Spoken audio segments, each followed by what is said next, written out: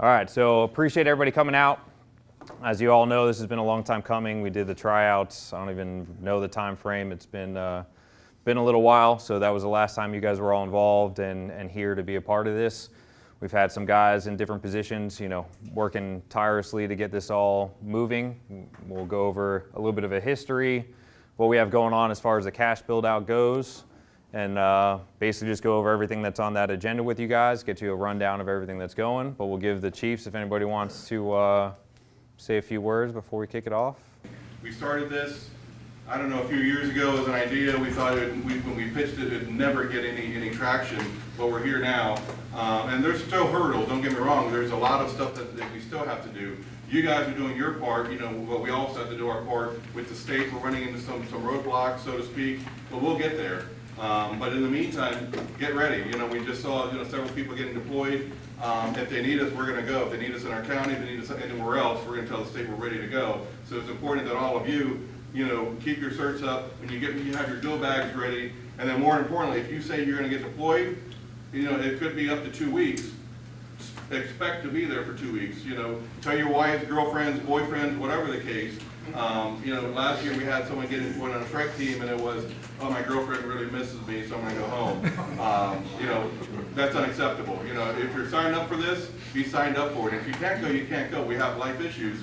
But if you commit to going, if we get deployed, be ready to go. So congratulations. Hey, thank you all for all your hard work. This has been a long time coming. Greg and the command staff at Battalion 9, just incredible. We're at that 1-inch goal line, and we're ready to punch it in, as soon as we get the ticket from the state. Thank you, guys. This is what we like to see. We like to see open participation, but we got to be able to perform. And I love what I see with this USAR because it's all about performance-based. I was a paper tech many years ago, and if I was going to join this, I would make sure that my skills were top-notch. I've been on deployments. I was in DeSoto County. I know what it looks like when we get folks that can perform, and I know what it looks like when we get folks that can't perform. We're not going to be that team. We're going to be the team of high performance.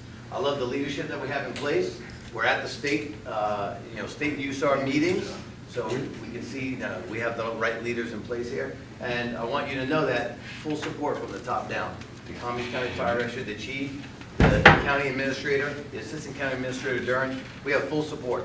Now that I'm in logistics, we have full logistical support. We put over $1 million in equipment. We're buying trucks. We're working on a 35,000 square foot warehouse. So we will have everything that we need and then some. We will be definitely at type 3 status as far as the logistical support. So no worry there. Just know that we're supporting you. You just need to show up and then do the work. This is not one of those teams where we can just show up, be on the roster. We need to be 100%. I know I'm preaching to the choir, but I just wanted to re-emphasize we're putting everything we can. We're, the guys with the ties and shirts, we're doing our part. You guys do your part. We've got great leadership. I like the way you set up the structure. I like the two task force team leaders. Waz and Turner are going to make sure that everyone can perform, and the tryouts was awesome. And I like that anyone can participate, right? Anyone could be a part of this. We just got to make sure that our skills are up. So, congratulations, and then good luck on your next couple of orientations. Thanks for having us. First, kudos to the guys. I only been up here like a year and a half, and this started before me, but Chief Kropa, all the guys in Bat 9 that have been working on this, I've seen it since I've been up here. It's amazing the work they put in, gathering the equipment, the fighting with us to buy stuff, but they stuck with it, and here we are. And not only for the USAR team that you guys are here for, but for the department. The number of FUSAR specialists was at 190, 180 on the department. This initiative is great, the team's great, but for a department, it improved the skills of a vast majority of our members, just for day-to-day operations. So as operations chief, I'm excited about that. We're going to use those skills. We got new squads coming, we got the aerials, FUSAR preferences for bids. So this initiative has made our department better as a whole. So congratulations, thanks for the hard work.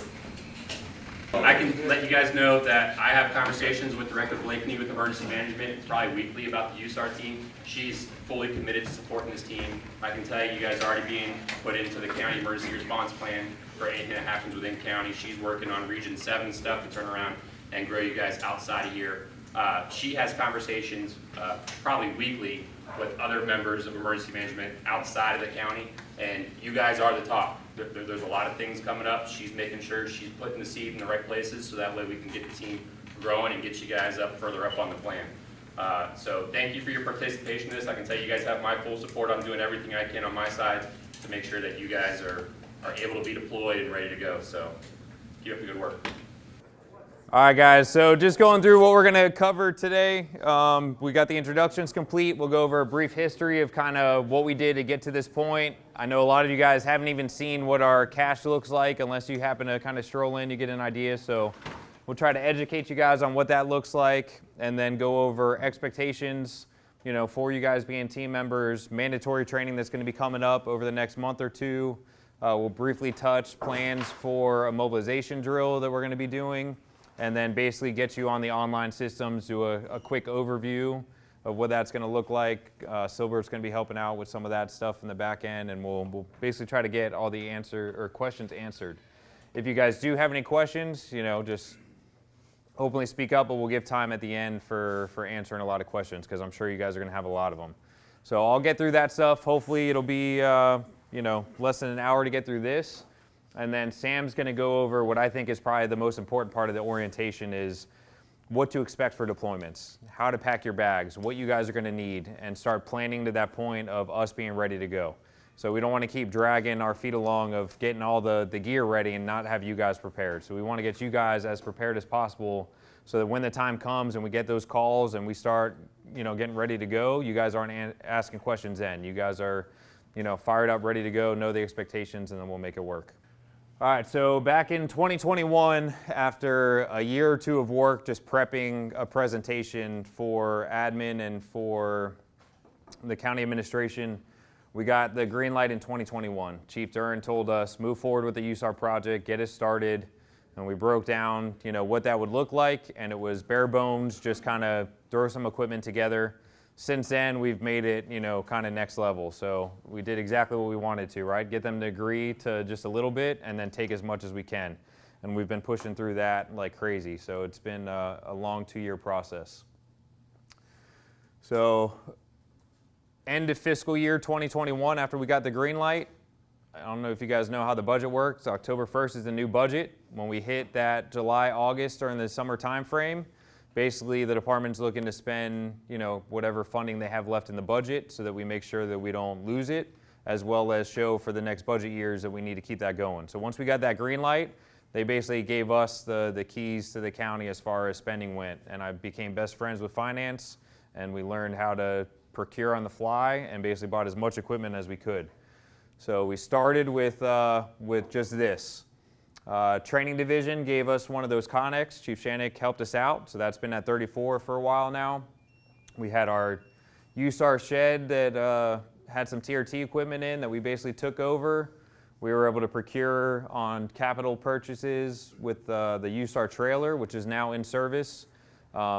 Chiefs worked over the last 2 weeks to get that thing in service. We're still working on a tow vehicle for 24/7, so we'll get that knocked out soon. And then Chief McGlynn helped with the purchase of the DLX system. So we'll go over what we did for some of the DLX training as well. All right, so the assessment process. You guys were all a part of it. We did our orientation. We went over what that assessment process was going to look like. And over the course of, I think it was 4 or 5 days, we had every member that was interested that was a rescue specialist and going through that assessment process. All right, after the assessment process is when we finally received the DLX order. It took, you know, I think 3 or 4 months for them to get that order in. So when that all got delivered, we set up training, began trying to figure out how to load some of that stuff into the box trucks, get it over here to headquarters.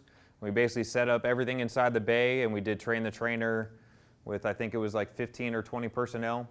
So those of you that don't know, this is basically what we utilize as a tent city, we like to call it, for when we're on deployments. So if we don't have the ability of having, hotels, because if you think about like what's going on now, this is a prime example. That hurricane's coming. A lot of people had to flee the coastlines to get out of evacuation areas. They'll go to hotels, and that takes away our ability to basically just take over a hotel and stay. So we're self-sufficient. We've got the generators, the tents, showers, bathrooms, basically everything we need for those first couple of days to be on our own, where we need no logistical support. And then later on, IST spins up a little bit more. They start getting more logistics rolling in, and then we can kind of make that adjustment to being supported a little bit more and us focusing on missions. So we'll touch base on mandatory trainings. One of the mandatory trainings we're going to have is a day of going over the DLX tents. So all of our mandatory training is going to be on a shift schedule. So we're going to have it where it's offered on 2 days. So if the training is B and C shift, if you're on B shift, you can go the C shift day. If you're on C shift, you can go the B shift day. And then A shift gets lucky, they can pick and choose which one. So we'll try to pay attention to that rotation and keep it fair between the shifts. But just understand that this, along with 3 other mandatory trainings, are going to come into play. And we'll talk more about that a little bit later on. All right, so next has been the cash build out. And this for us has been the hardest part of the process, just because it's extremely time consuming, it's tedious work, and a lot of it, we don't know what we don't know when it comes to this build out, right? We're learning. Some of us have experience with Task Force 2. We've been exposed to things. We've got members that took the logistics class down in Miami. So they did it with the Task Force 1, Task Force 2 guys. I think they had instructors from Texas come in. So we're trying to build this thing out the way that we know how to do it. But along the way, we're figuring out, different learning curves and stuff like that to try to make it the best that we can. But it's been a long, tedious process. So over this next week or two, we should be finalizing the complete cash build out, and our next big hurdle is how to mobilize everything. What trucks are we going to be able to put them into? I don't know if you guys know this or not. We've got the one red logistics box truck. We had the truck that's being built out for the decon. Well, the decon truck is that project's moving forward, so we can't take that other box truck. So we're working on a rental agreement with Recteen to be able to rent 2 box trucks so that we can utilize that for the meantime. We do have full support. I know Chief McGlynn's going to be working, during this next fiscal year of getting us, more box trucks within the county system so we don't have to rely on a rental agreement. But for now, we'll take whatever we can to move forward. We were able to purchase, again, with Battalion 9 capital substitutions, 2 of those flatbed trailers. That lull that's on top of there, we found at the county. They were getting ready to get rid of that lull. I forget what the procedure's called, that they de-assed it and get rid of it. We procured it and basically just bought it from whoever was getting rid of it. I think it was like Parks and Recs. So, what was that? Yeah, so we were able to do that. So we've got the lull now that we can load up all the equipment in the box truck, unload it, and be able to move everything around a lot easier. So that really helps us as far as our logistics goes, because we don't have a forklift yet. We're hoping that the purchase of one of the box trucks, we've got it spec'd out ready to go, sliding curtain, so we can unload equipment from the side of the truck, not just from the rear. It's also got a mount for a forklift in the back, and the forklift is an add-on to that build. So we can buy just one package and have everything all in one shop. We were also, this 6x6 here, we were able to procure the same way. That was just another fixed asset they were getting rid of. So we got that. In our USAR trailer, we have a John Deere 2-seater as well to be able to use for logistics. And then part of our plan with the other flatbed truck, we've got the 2 generators for the tent system. And then we're going to take 2 of the Gators, the double seats here, and be able to deploy with that from the training division. So this way, we're loaded up, ready to go. Each squad going out in the field to do rescue missions is going to have their own Gator. We're going to have, 2 logistics ones ready to go so that we can, fully function as needed. Just on Monday, this system here with the double decker for the boats, that order finally went through yesterday. It's been about 6 months with finance and trying to get everything figured out. We finally got county finance on board with it. That went through. So for those of you that don't have Swiftwater yet, I would start working on, trying to get it. I know I sent you guys an email for one that's on the west coast of Florida, I think in October. And then Sam got me the information for Nantahala, I think October as well. And I think that was 2 classes, back-to-back weeks. They had different ones. So we're not at the point now where I'm able to get the travel paid for. So it's one of those, you're just going to have to do it on your own. We can do tuition reimbursement for it for those interested. And then I'll keep working on pushing them to get some of this travel and training paid for, especially some of these discipline-specific classes that we're going to need. So I'll keep making that push. But the boats are on their way. There's about a 12 to 16 week build-out time. And since it's swiftwater season, they're a little busy. But we'll keep working on that. And then training for that. So we'll do an in-house, just like we did with the Wave Runner program. The plan's to do an in-house boat operator class. So Sam and I are going to, work with, some of our SMEs and try to figure out what that looks like, and then we'll get that out for everybody, and we'll go through how to do sign-ups and everything like that for those classes. But that's our next, after we get the loadout plan done, do our mobilization drill, we're full planning for being able to do that. So again, like this hurricane, the main thing for USAR deployments in the state of Florida is pretty much hurricanes, right? We see that every USAR team goes out the door in Florida unless they're being affected by the storm's track. So that comes with wide area search and having the water capabilities. So that's going to be our bread and butter, our initial focus. But then we want to be ready for things like Surfside, smaller scale of Surfside with a lot of building collapse. Those are the three main things that the USAR teams are doing in Florida. That's going to be our training early on that we're going to be heavy with, and then we'll kind of work from there with it. We've got our deployment teams that are set up, just like everything that's going on right now because of this team being new, being early on. I sent this out to everybody already. Just understand that this is going to be very fluid in the beginning. There's going to be a lot of things probably changing. This is probably likely going to be a part of it. With this being the first mandatory training, we're going to have to knock out, again, like I said, 3 more mandatory trainings for us to be considered rostered and deployable for the team. So depending upon people's commitment, I imagine with as large of a group as we have, that people are going to realize, hey, maybe I can't commit to it. Maybe this isn't for me. So I'm sure that, openings in some of these teams are going to come up, as well as maybe changing some disciplines around. So we'll keep working on that. Just to get an understanding of the almost, I don't want to call it a command structure, but just different coordinators that you guys are going to be responsible for dealing with, more often. So I'll be the program manager and heading up just kind of the overall of everything. Basically just day-to-day operations. Lieutenant Fanador is going to be our logistics manager. So he's helping me out with the DB solutions and managing all of our, cache inside the software, as well as just day-to-day operations of all the logistics gears. So if you're one of those people assigned to a logistics position, he's going to be the guy that you guys are going to be working with the most. All right, Andy's going to be my administrative training manager. With his history in the training division before, he's going to help out with reserving, spots here, training rooms, training props, everything like that to be able to get everything going. So he's going to be our main point of contact when it comes to setting up any of the training that we do. So he's going to be working closely with me for the mandatory trainings. I was trying to have the dates lined up before today so that we could give it to you guys. Unfortunately, we still got some kinks we got to work out. One of the big ones with the tent training is trying to do it indoors. It rains every day this time of year. So if we bring those tents out and it gets rained on, we don't have a big warehouse that we can just hang everything to let dry. We've got one little bay at the airport and it's dirty as hell out there at the airport. So for us to get the tents wet and then try to hang them up out there somewhere, we're going to ruin the equipment before we get a chance to use it. So I'm trying to lock down a place that we can have a big footprint, fairgrounds, maybe slide into the warehouse that we're looking to move into later, see if we can get just a small area. So we'll work that out and kind of get you guys the details after. All right, Captain Silbert, he's going to be our planning and personnel coordinator. So he's going to be our main guy for planning. So there's 2 planning managers on the team, 1 for each roster. He's going to hold one of those positions. He's going to be the main point of contact for everything planning we do. Tech search specialist falls under, tech info specialist falls under planning. So he's going to be responsible for those people as well. The big thing that he's going to be doing early on is helping me with the database.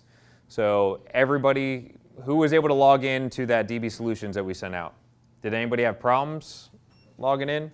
All right, so DB Solutions, that website that you guys were able to log into, has everything for us. It's a one-stop shop for USAR. It's not perfect. There's some kinks to it, so we're going to have some growing pains with doing it, but that's going to be your personnel files. So based on your position, you're going to be able to see what certifications are required. So you'll be able to log in there and basically upload your certs. Try to upload everything as a PDF. It's just cleaner if it's a PDF and not a JPEG. And then basically every time that you submit a cert, like I know Ramos, you submitted your driver's license the other day. Yep, so we were able to log into the system, see it on the back door that, hey, Ramos just submitted this. Jordan and I basically just fact checked it. Yes, this is the cert in the category that it says it is. This is the date that it expires, and then this way everything's tracked in that system. So when we get audited by the state, when we try to become a state team, we can show all of our records. Instead of having something living in Target Solutions and moving back and forth, everything's in this system. And I'm going to go over that whole system here in a few minutes. But Jordan's going to be the one helping us vet all of that information, making sure that every cert is up there. So if you think about it, we got, I think, 96 members currently on the team that you need probably about 10 to 15 certs, depending upon your discipline, that need to be checked and verified. So we're going to have our work cut out for us as far as that goes. All right, currently our medical coordinator is Alec Mirich. Alec Mirich, if you guys don't know, basically has property in North Carolina, and he's pretty much, living there as much as possible. He's also on Task Force 2 as a medical specialist, but he's at that point where he's slowing down in his career. He wants to help us build this team up, but he's not interested in deploying with our team and really not interested in, long term because he's nearing retirement. So he's helped build out our medical cache. Basically, all of our medical equipment currently has its own spot packed, ready to go at the warehouse at the shop. So everything's there ready to go. He's got it all worked out. So Lieutenant Dorsbacher is going to be taking over as a medical coordinator for him. Our initial build out is as a Type 4 team. We're quickly trying to work on being a Type 3 team.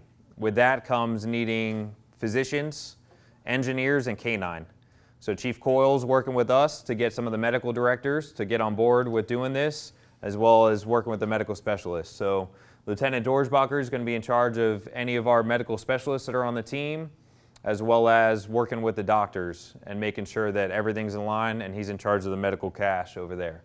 We've also got a rescue truck that the shop is giving us for USAR, so they're going to be able to kind of load that out and fit it as they see fit. Those recommendations came from Alex, just with the experience of us being able to help one of our own in a confined environment of a rescue truck versus waiting for whoever is medical coming to help us, gives us just that extra ability to take care of our own. Sean Roberts, for those of you that don't know him, he's going to be our communications coordinator. He's got multiple state deployments. He's deployed right now with Christian Dick doing communications at the state level. He's made such a name for himself that Florida Task Force 1 as a FEMA team picked him up as a comm specialist. So he's now a comm specialist for Task Force 1. He's our main go-to with the communications cache, everything that we need from the shop. As far as radios go, he's handling all that. When I look at all the communications equipment, that's like another language to me. I don't know that at all, so I'm relying on him. But basically, we've got the chiefs convinced that we're going to take the new mobile command unit as part of our deployment. So all the comms that comes with it, the additional comms cache that we need, will be loaded up into that thing or into our box trucks, and we'll take that out the door. All right, hazmat coordinators, we've got Lieutenant Brothers and Captain Pardo working on all of the hazmat. So they're responsible for our meters, making sure that those are monitored, or that we do the cal checks on them. Any PPE that we're going to deploy with, they're responsible for that whole hazmat cache and all the hazmat specialists assigned to the team. PIO, just like we do for the department, we'll be utilizing Captain Reyes as the PIO. Rescue team coordinator is going to be Sam Adler. He's a rescue squad boss now on Task Force 2. 12 years of USAR experience? 9? In the rescue discipline, USAR instructor for a long time, so he's definitely the man for the job when it comes to being the rescue coordinator. So anybody that's a rescue specialist, all the training, everything like that is going to come through Sam as far as that discipline goes. So he'll be setting up, working with Andy, setting up training, and then responsible for all the rescue cache. All right, task force leaders, we've got Chief Turner and Chief Wazalewski are going to be our task force leaders. The two of them, along with myself, took the task force leader class, the USAR task force leader class up in Ocala, and then I'll be just basically working if one of them, can't go. They're SWAT and doing a bunch of hero stuff, so I'm a last resort if if we can't get the two of them to go. But they're going to be responsible for some of the special projects, and obviously on deployments, they're the guys in charge, attending the meetings, letting you guys know what the missions are going to be, and they're going to kind of set the tone and the pace of what the team's going to be doing. All right, transportation officer, we've got Tommy Torchia is going to be our main mechanic. So a lot of USAR teams don't send mechanics with them. I convinced the administration that we need a mechanic to go with us. It's just things break, trucks break. The all hazards team, I think, barely made it 2 miles outside of headquarters without blowing a tire, you know? So they were calling that, you know, they needed a tire change out. So these things happen. It's just part of it. So he's going to be busy because if, you know, the IST knows we have a mechanic with us, they're going to be, you know, basically getting him all over the place, all the different teams. So he's going to be our main go-to. He's been helping us like crazy when it comes to setting up things on the trailers, towing capabilities, ordering stuff for the vehicles because the shop's able to kind of do that a little bit easier than we can. So he's going to be our main go-to as far as mechanic goes. And then we've got peer support. All right, so Captain Manriquez is going to help out with the peer support part of it. It's extremely important when it comes into USAR. So I don't have to tell you guys enough, it's been a big push in the fire service, just everything that we have going on, the exposures we have, long-term effects. USAR just amplifies that. We have the ability of just, you know, seeing things way worse than what we do every day running calls. And it'll be more confined. So I know when I got deployed for Haiti for the earthquake in 2010, some of the shit that we've seen, it's not human to see some of those things. So the peer support group is going to be extremely important. We're going to make sure they now deploy with a lot of the teams. If you want to talk about that now instead of waiting until the end? Health and Safety Collaborative out of Florida, and so they're going to be embedded with different teams. So when they had Ian, we were embedded with Virginia out of Florida Gulf Coast. So the thought is there while we're with you guys that help you with whatever you need. They're trying not to be too invasive and get all up in your space, because when that happens there, people want their downtime, right? So they try to leave them alone. So the thought is they're bringing people in from all over the state, different departments are coming in with canines, and they're out there just basically helping the local crews as well. So what we did during Ian was we went to multiple stations every day. And we visited and we talked with their crews just to kind of see what they're going through, help them out with what they need. A lot of times we just served as a resource to help them get things for their family. You know, we had multiple firefighters that lost stuff and they didn't have the resources like we have. So we hooked them up with our state resources and kind of got everybody together.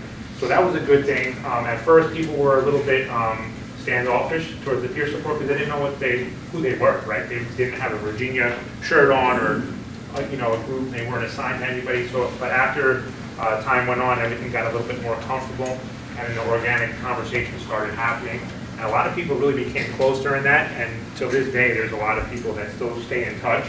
So that's going to be the model moving forward, so that everybody knows. So when you see those people, they're there with the dogs, they're there for you, they're there to help, and just understand what their role is. They're really trying to stay on the side, not getting everybody's space, but their theory is, like, let's help them while you're there. And a lot of stuff came out that really wasn't related to that incident.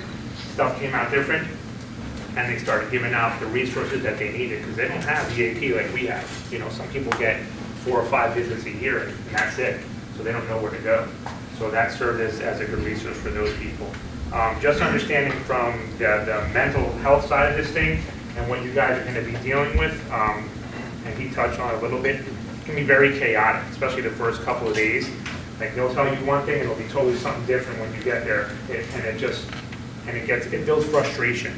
And as the days go on, like you get to day 4, 5, and 6, and it'll tell you, people start getting at each other, and you start teams start fighting with each other, and then it settles down, and then people go about their business. So understanding that and foreseeing that as a problem, and knowing how to deal with it when you're getting agitated with somebody, and that doesn't affect the work that you're trying to do, is a big part of this thing.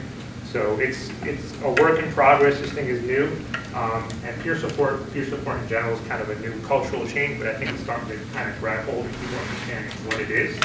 So for us to kind of be accepting when you're on these deployments, these people are there to try to help you and use them as a resource, and you can talk to them and you know, take advantage of that time that you have there. But I'm glad you guys are doing this. This is a pretty awesome thing to be a part of. When I go to these things, I kind of feel proud to see when we have our people there and you see them in the IMTs. And it's a good, our name's out there, and it's a good thing to have, but with this, it's going to be going even more. So good job to you guys, and if you guys ever need anything, we're always there. All right, so next we're gonna go over the EMO system. All right, so this is the website that I sent to all you guys. And basically, I'll just do a quick rundown of everything that's here. So you'll be able to upload personal information onto here. So you'll receive messages here. It's gonna let you know positions. Been logged in for too long. You know, so depending upon what positions you qualify on the team, all that will come onto here, and then you'll be able to upload all of those certifications. And basically, you know, I'll show what's missing here. So in the system, it recognizes that water rescue specialist has to have these 3 things as a requirement to be considered a water rescue specialist. So as you can see there, I have 2 of the 3 on here. And then the only thing I'm missing is uploading a water rescue specialist task book.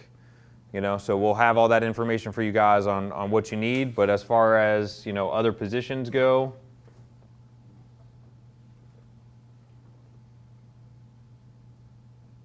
you know, most of you fit into the rescue specialist category. It's uploading your certifications for here. So GPS awareness level, that's going to be one of the mandatory classes we do. We call it SARCOP now. It's basically apps on your phone. They've got a database that goes back to a computer, and that's how we basically utilize GPS now and track everything. We do all of our markings, so we're going to do a training day just on that. Once you guys complete that mandatory training, that'll get uploaded into here, and then you'll get that checkbox for the GPS awareness. And then everything else as far as requirements go is basically your FLUSAR classes. All right, so it's tech level for everything. They don't recognize the rescue specialist on here because that's a state of Florida thing. This is built for all the FEMA teams. So we were kind of going back and forth. Do we want to make it where you just need rescue specialist or you upload those 5 tech certs?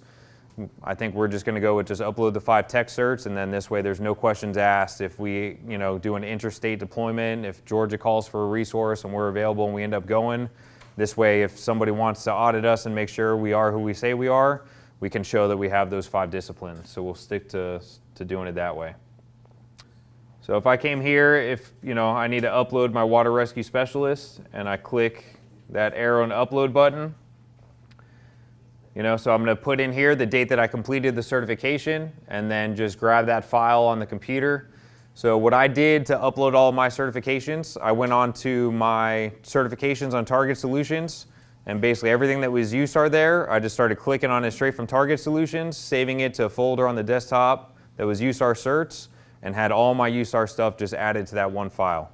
And then this way I could just quickly, you know, grab them all and just upload them into the system. So it's a little bit tedious, a little bit time consuming, but it's just part of the process of us building this database to be able to prove that everybody that's in the positions are supposed to be there.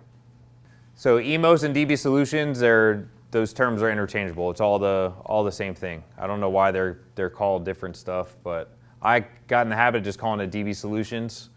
But basically that website that you guys logged into, just save that website and just use that login now continuously.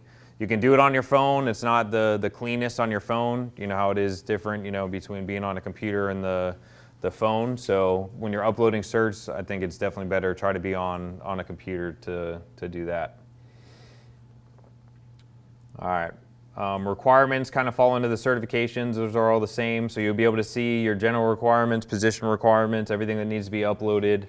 And we'll be letting you guys know. As this thing builds out, if we see somebody's missing something, we'll get to that point of notifying people, hey, you need to upload this, you need to upload that.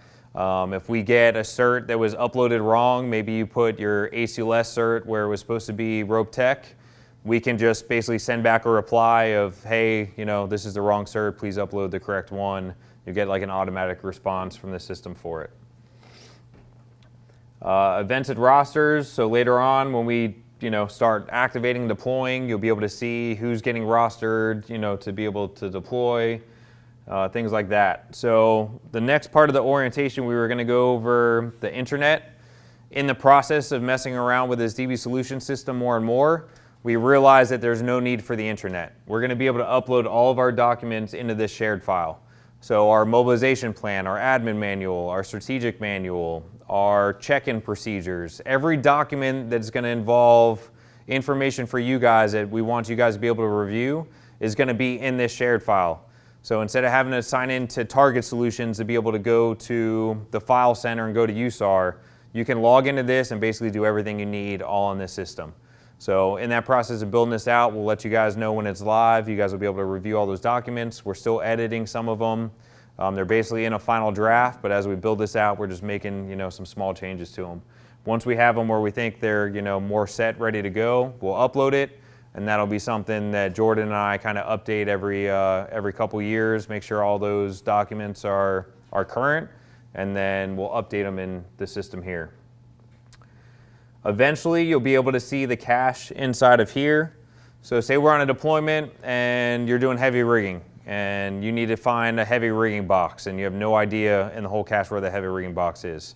So you can put in your phone, type it in the cache there that I'm looking for, XYZ sling, and it's going to tell you which box it is in, which roll pack it's in.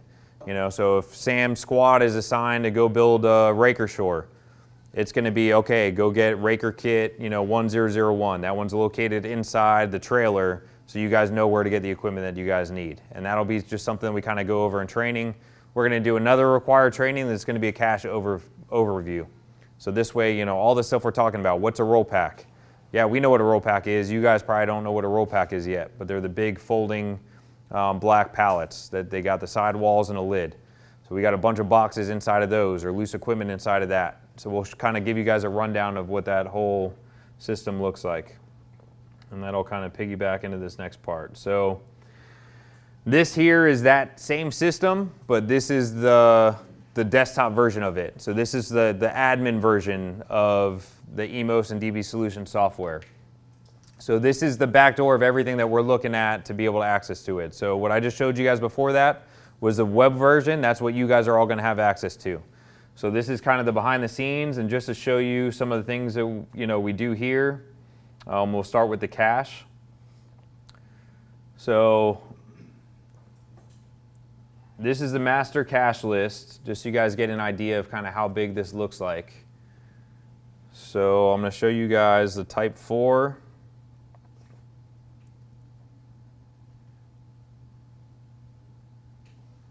So 1,037 items are part of the Type 4 cache, and that's just types.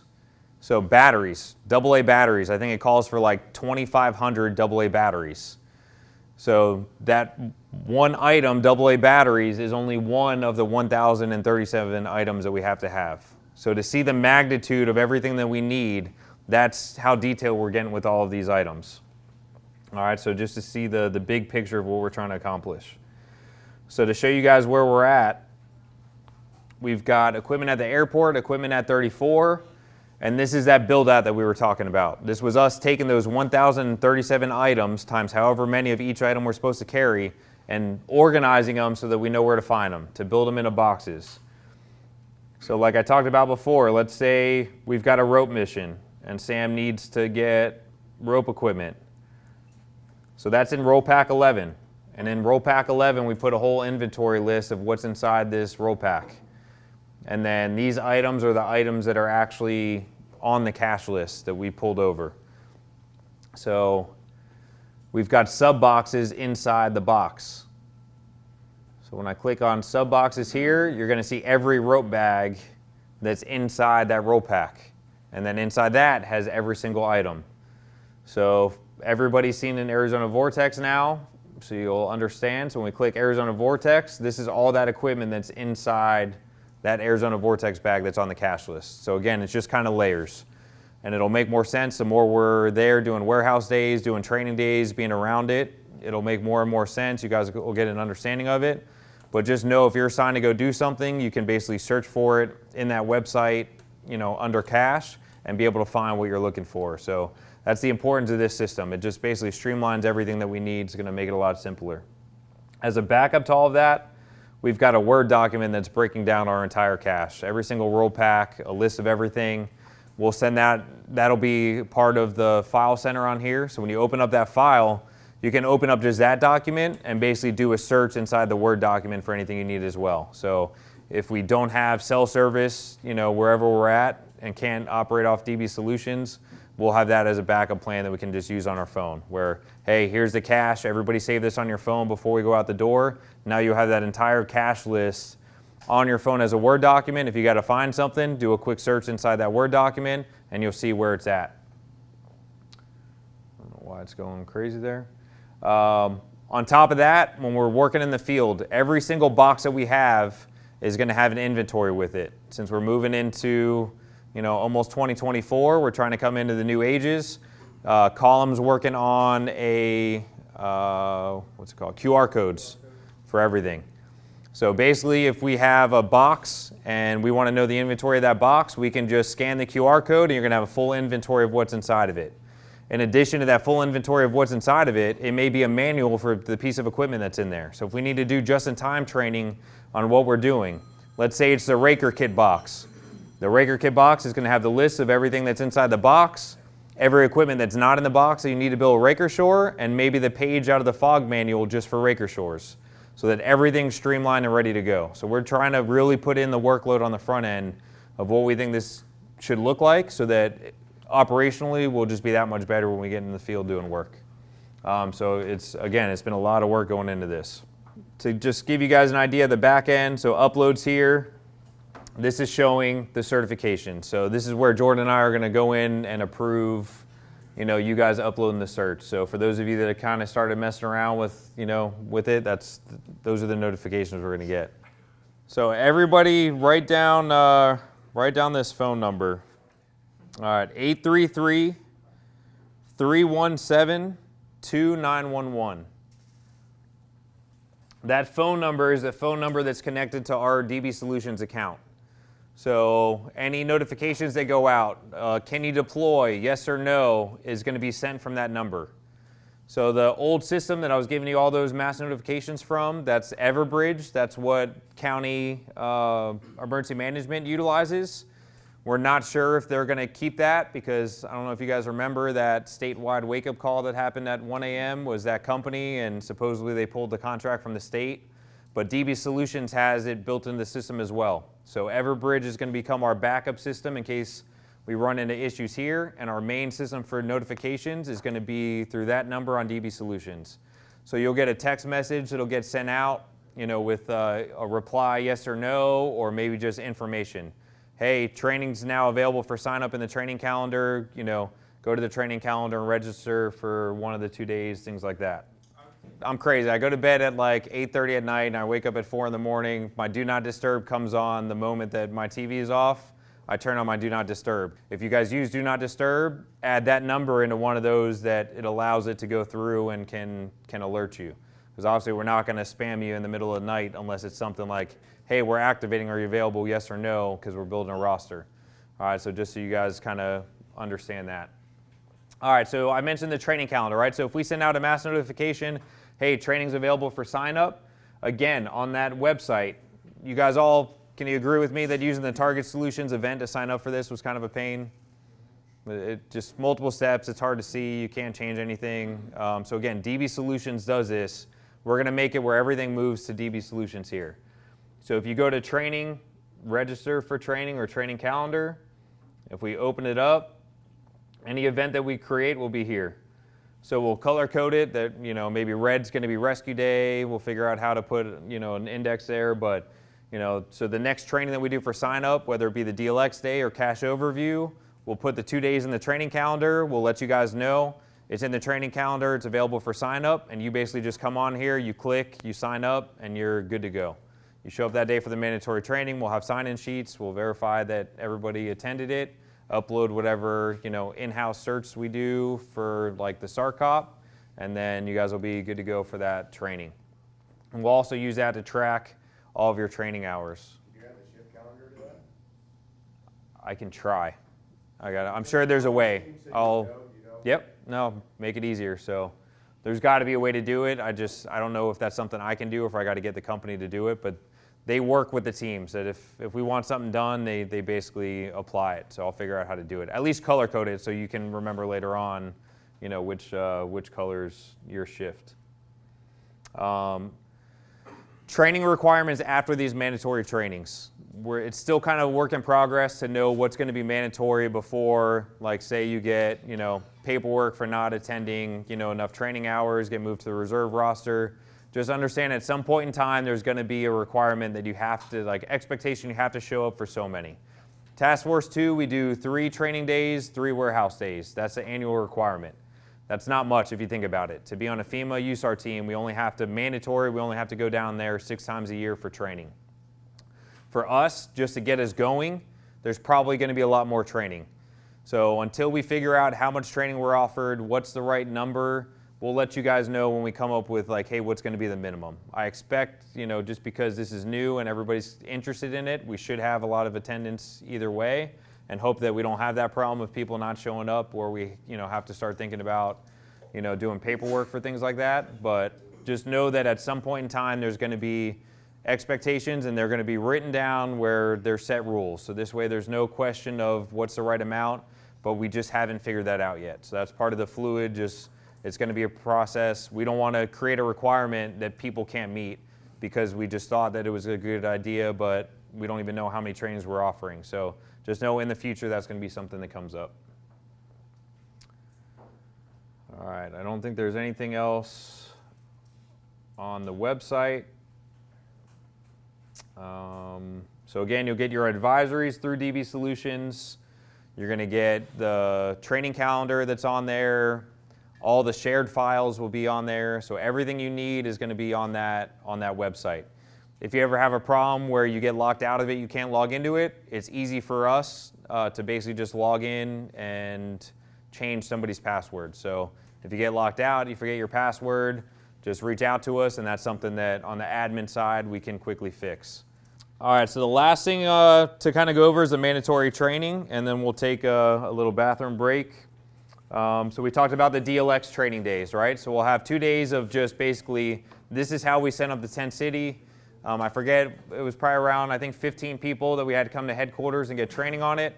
The main trainer for DLX wants to come down and help us again when we do these training days. So as soon as I have that, as soon as I have a date lined up, I'll push it out for you guys so you guys can save it. Just like this was mandatory, that's going to be mandatory as well. We know that people have lives, family issues. You know, one person had a death in the family that can't be here these 2 days. One person's wife is in surgery today. Obviously, he can't be here. We had people that already had flights booked before we picked these days. So we understand that, yes, it's mandatory, but people have lives that we need to kind of work with. So we'll try to get those dates out there where it works for people, avoid holidays, things like that. But as soon as we have it, we'll send it to you. Just, it has to be a legitimate excuse for you to miss the mandatory trainings. Everything else later on for trainings, we'll kind of be able to pick and choose, you know, certain times. But for these 3, the DLX, the SAR COP, and the cash overview, we need everybody to attend this, you know, for this initial push off of it. All right, so we'll go over the DLX tents one day. The SAR COP, like I talked about, that's going to be the apps on the phone that we utilize. Survey 123 for anybody that knows it. That's anybody that took the wide area search class that Teeks did here. What was that? Probably about a year and a half ago now. It's basically that same system. So some of you may have been exposed to it already, but we'll do a full training on that. And then the fleet overview. We're going to go over, you know, our trailers, how to hook up, you know, some of the trailers. If you guys haven't seen the USAR trailer at 34, the big red trailer, we've got a special motorized, you know, dolly that wheels the thing out, right? Because it's so tight inside there that probably only a couple people can back that trailer in. So we utilize that to be able to pull it out. We'll show you how to hook up the trailer, sway bars, and just go over all the equipment, what's stored where, and start giving you guys an idea of what the equipment cache all looks like. All right, and that'll be it for the 3 mandatory trainings. And then after that, it's going to be full steam ahead into the disciplines. So we'll start setting up rescue training, getting hands on the equipment, you know, how to set up the Paratech struts for shoring, doing, you know, rope training, different things that are going to build out. Those of you that are assigned to hazmat will do your own little hazmat training. So the main focus is going to be whatever discipline you're in. that's going to be the main training we're going to want you to attend. But we can cross-train on other things too. So if you're, you know, a safety guy or you know, a medical guy, you can still go to the rescue training and be a part of it and get hands-on. So we want everybody to be as diverse as they can and be able to fill multiple positions. All right, because again, this is going to be new to people. Just availability for deployments, things like that. It's going to be, you know, things that we all have to get used to. And then we're working on getting engineers so that we can have 2 engineers assigned to the team. We're working with Florida 1, Florida 2. Basically, they're extra engineers. If they're not deployed with them, they can deploy with us. We've got one of our members working on getting certified with his K9 right now. We're working on agreements with the other K9 personnel from 1 and 2 so that if they're not deploying with them, they can deploy with us. So we're hoping that even though we're building this as a Type 4 right now, we want to walk out the door as a Type 3 as soon as we can. So we're working on, that's all legal stuff, MOAs with these, you know, personnel. So we've got Natalia over in finance basically working on that language, working with the attorneys and trying to build that out. So again, a lot to happen behind the scenes, but we don't want to wait for all that to be done and then start doing this process. So we want to get you guys active, start getting you guys out there working, training, building up the skills, and then hoping to be ready. Next hurricane season would be the optimal goal, that we're absolutely ready to go before hurricane season hits. And I know Chief Kropa couldn't be here this morning. He's all about everything. And with his whole push with becoming a state team and everything like that, he wants to have the PIO just blasting stuff like crazy. So we're going to be, you know, keeping video busy with coming out often and videoing the training, taking pictures, stuff like that, so we can try to make it a big deal and basically show the state that they don't have a reason to say no to us becoming a team. Like, we're so detailed with this, trying to hold ourselves to the FEMA standard, that we want to be above and beyond what some of the capabilities of the other teams are. So we want to give them no reason to say no when we're going to them to say we want to be a team. You know, Union's been in Patronus's ear that, hey, look, we want to do this, and he knows that we're coming, you know, for it, and we've, you know, got some conversation support from him. We'll see, you know, when things line up later on, but where he's basically said, look, we're not going to take money away from the other 8 teams. We'll make you a team and add additional funding so we can have 9 teams in Florida. So it's going to take some work. It's going to, you know, take some convincing, but it'll happen. So you guys just be patient, keep doing what you're doing. We'll get you in here doing more training, and we'll keep it going. So on that note, take 15 minutes. Oh, Paul's got a quick question. Sorry, guys. Are we looking to expand outside Palm Beach County Fire Rescue and use all the other municipalities? So currently, for what we're building out, no. As a Type 4, Type 3 team, it's just going to be Palm Beach County Fire Rescue. If this all happens, you know, as we, you know, see it going, I would think that the administration would consider building a Type 1 team. Only in my mind, this is not talking to anybody else, I think it would be a good idea if we reach out to other agencies if we build a Type 1 team, just because we've seen it. When COVID hit, Task Force 1 wasn't deployable because they just didn't have enough personnel to run the department with, you know, everybody going out on COVID leave, as well as build a full roster, just because it was too much of a burden on one agency. So in my mind, to avoid stuff like that, Task Force 2, we stayed green throughout COVID because you're picking from all the different agencies. So I think we try to build a Type 1, make it more of a Palm Beach County regional team, and add, you know, some personnel to it. Obviously, it'll be our team to run and manage and everything like that, but kind of build the same model of that. But that's if they decide that they want to do a Type 1. Right now, they've agreed to do a Type 3, so we're pushing towards that. So that'll be, you know, year, 2, 3-year plan of, hey, or what do you guys think about building and letting this grow? With that said, the rosters are built for a Type 3 team. 40 personnel out the door, 35 task force members with 5 support personnel. If we get to the point of just deploying as a Type 4 team, that's only 22 personnel. So we're just going to have to figure out of kind of downsizing those rosters, what that would look like, just based off, you know, who's showing up, who's putting the work in, and things like that. So just know that there's going to be an expectation that the harder you work during training and things like that, the leadership's going to be watching the training. So if we have to pick, you know, out of the 22 personnel that are going to go, that's going to come into play. My long-term goal of that, or short-term goal of that, with the Type 4 team, if that's how we have to deploy, is try to add a Swiftwater MRP to it. With the boats being purchased and coming in, if we can activate as a Type 4 team but add the Swiftwater MRP, that basically adds the additional 15 personnel with the equipment for the boat. So I'm hoping to still keep that 40 personnel number active across, you know, us building a Type 4 to a Type 3.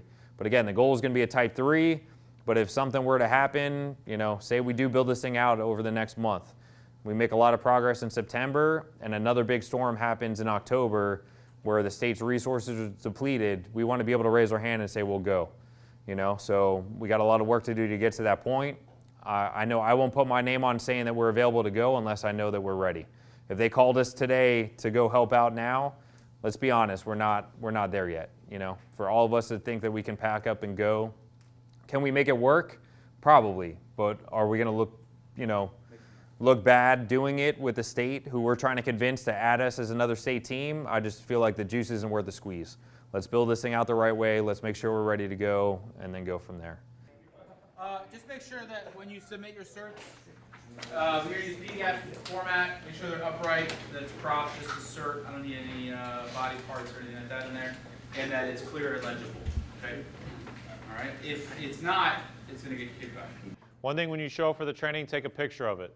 These guys, the senior guys on task force, told me take a picture and then save it on a file, because in case you forgot to log it or the loggy forgot to log it, that you showed up for training, then you have a picture of the sign-in sheet. So every day whenever we have a training that goes in that he says mandatory, then they come back later and says, well, you're not on it. You didn't get logged, or you forgot. You know, it happens in Target Solutions, or a cert wasn't uploaded. Keep a picture of that, then put that on a file on your phone. Hopefully you have like some kind of system to store it. Put it as USAR, and then you could say, hey, no, I showed up that day. I was logged. Here's all the logins that you did that. So there's additional information as far as that. With the check-in, this is just, we say it's like the infant stage, right, of joining the task force. This would be roughly what we're going to set as right now. If we had something and we were deployable, say tomorrow, this would be kind of as a check-in phase. Right now, like Task Force 2 just got deployed. It was yesterday morning at 7 a.m. I think they left. Their team went, they met at the Marlins Stadium. They parked on the 3rd and 4th floors.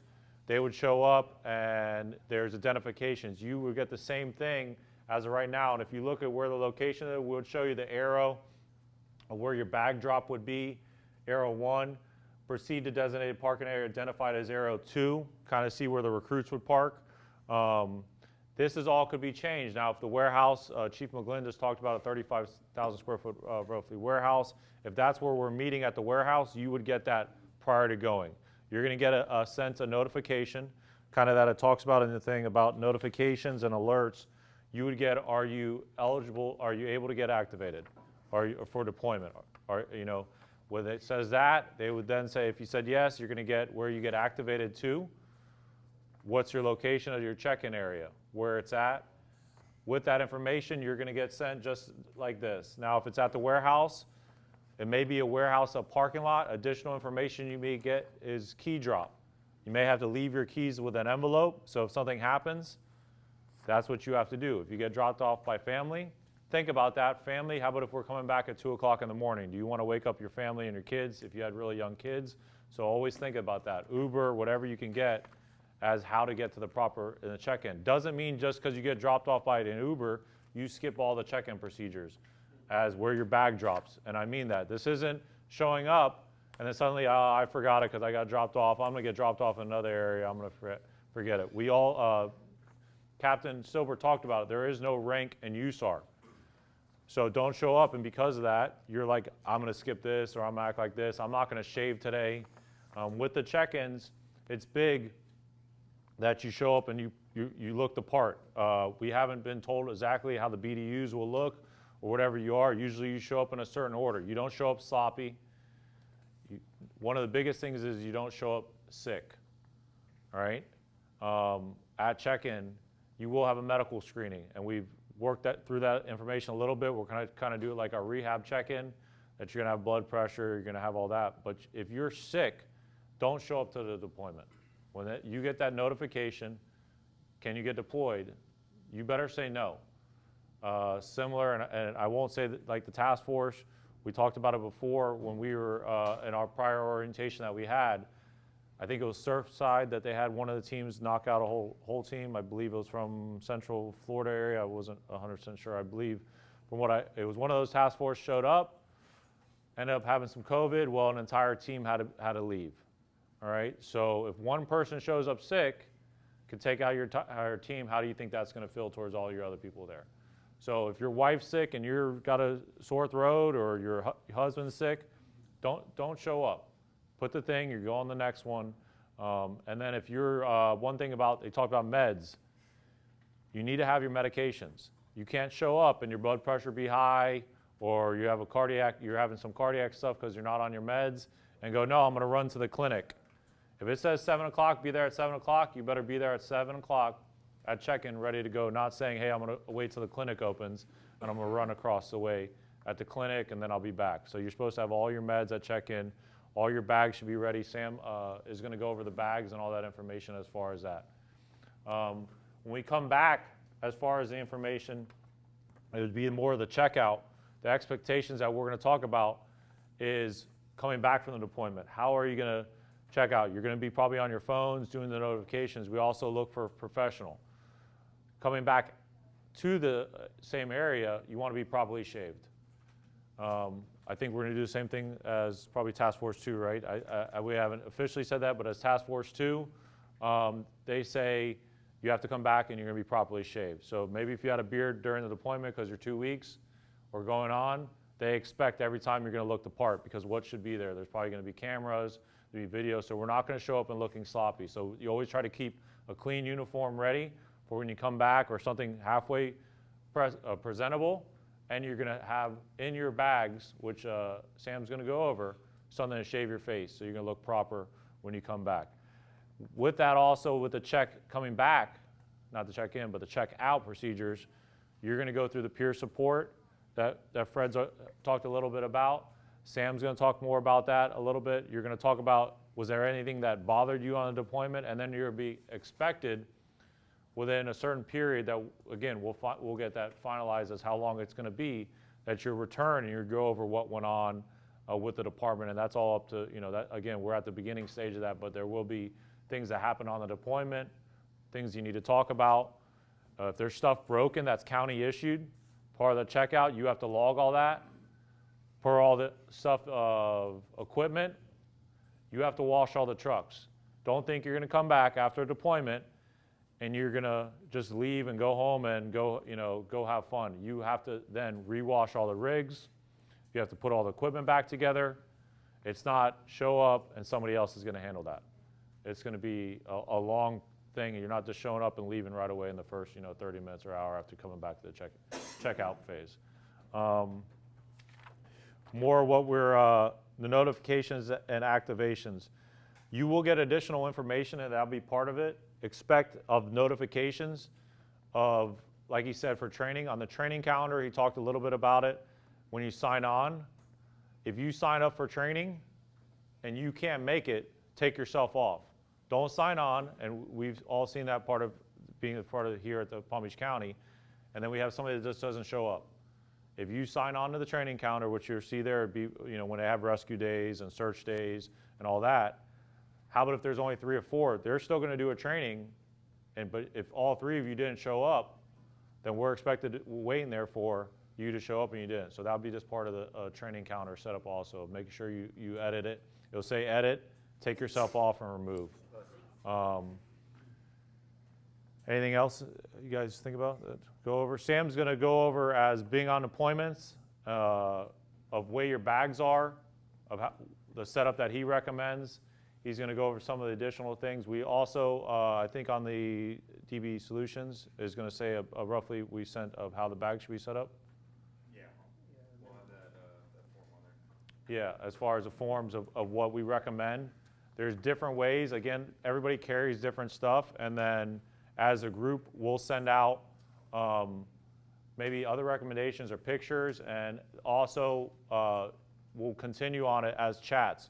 So as me as a RTM, Rescue Team Manager, I'll start like a WhatsApp with everybody on my team, and then we get updates through that, and I'll tell you guys, hey, this is what on my team, and it's really our team, of how we should do. Hey, these are some tips. Be ready for this. As Sam Adler in charge of the rescue team overall as a manager, he'll probably have another WhatsApp as a notification to you guys for weather conditions. Like right now, we're getting stuff on the WhatsApp prior to the storm of, hey, be ready. They're expecting this storm to be this. They're expecting it to hit this. Updates as far as later on will state updates, whether the ESF9 would be updating us as far as information, and that of, hey, get ready. Are we going to possibly get activated? Are we not going to get activated? All different notifications as far as that. Is there any questions as far as a check-in, check-out? He'll cover bags. Anything you guys have right now? No? Nothing at all? You want to get turned over, Sam, to you? Real quick, let's, just so that everybody's clear on painting the big picture of the deployment. You're good, stay here. Oh. So, because I wanted the people that watch this on video that missed it to see it later on, and then they can hear me through there. So, deployment comes up, right? So we get the notification from the state of, hey, Palm Beach County Fire Rescue USAR, can you guys, deploy a team? And we get activation orders. We say yes. We're gonna build out that roster based off of the predetermined ones, right? So those rosters, we got the 2 rosters are gonna alternate months. So if your month is up, you're gonna be the ones that get the immediate notification, red team, yes or no, can you deploy? You say yes, you have to be here on site within 2 hours of that notification that, yes, I can deploy. Because we have to be out the door with all the cash in 4 hours. So basically, as soon as you say yes, take care of the family real quick, say goodbye to the wife, the husband, the kids, have your gear packed, ready to go, right? Because it's your month, especially hurricane season. We're prepared knowing that, hey, we live in Florida and hurricanes happen this time of year all the time. So have all your stuff ready to go. Try to have your equipment separate. I know I've had it before where I'm like, oh, I'm not gonna get deployed until at least tomorrow because we're activating to go to Hurricane Maria in Puerto Rico. I don't need to bring my gear with me. I'll be at the station when I get deployed. Guess what happened? They notified us at 10 o'clock the night before that they wanted us to be at Task Force 2. So I left Sunrise to drive to 68 when the ops truck was housed there for a little while to go get my USAR bag to then drive down to Miami to deploy. So try to think about like your equipment, what you have. We'll be issuing these USAR bags that Sam's gonna go over later on. If your roster's up and you're expecting that, hey, deployments may happen, that might be stuff worth keeping in your car that you don't have to go to the station to go get it to then be able to report here for the deployment. So just stuff to think about. So remember, be here within 2 hours. We have to be on the road within 4 hours, everything packed up. So the sooner you can get here, the more help you're gonna be to ensure that we're on the road in that 4 hour time frame. Check-in procedures, like you saw here. So bag drop is basically at the gate. Parking, we're still fine-tuning that, but park, for now, where the recruits are parking, anywhere here, we're just gonna park. I'm trying to get it where we can park up on the hill where it's secured. I gotta do a little convincing, because my immediate answer was no, so we'll see if I can work on that. But to me, that makes more sense. Yeah, that's the Kirshner rule for driving over the fire hydrant. But that's my end goal, so I'm gonna keep pushing for, if we park out there, we're out of the way, we're not gonna be doing any USAR training up there if we're deployed anyways, so all the vehicles can be out of the way and secured, at least behind a fence and a gate. So that's gonna be our long-term goal. Other than that, bag drop, park your vehicle. During the check-in, you're gonna get a packet. That packet's gonna have, a number assigned to it. You're gonna take, that number, put it inside your vehicle. It's gonna be laminated so that if Andy's wife needs something out of his car that he forgot that he had, she can show up. We know that Andy's assigned, number 11, pull out that envelope, his keys are inside there, we go to his vehicle and they can, get what they need.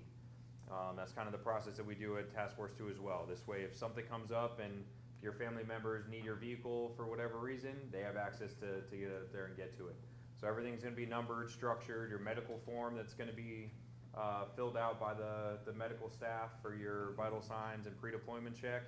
All those forms are gonna be in there in check-in, so it's gonna be important that, we follow these procedures. So that'll be part of a training day once all that's developed and finalized and we move forward with it. But just to understand those initial expectations of what that deployment looks like. You have anything to add on that kind of pre-deployment? Talked about average of what, 2 weeks of longest of deployment, so talk about that. Typically, the state structure is that we deploy up to 2 weeks. That's usually the max.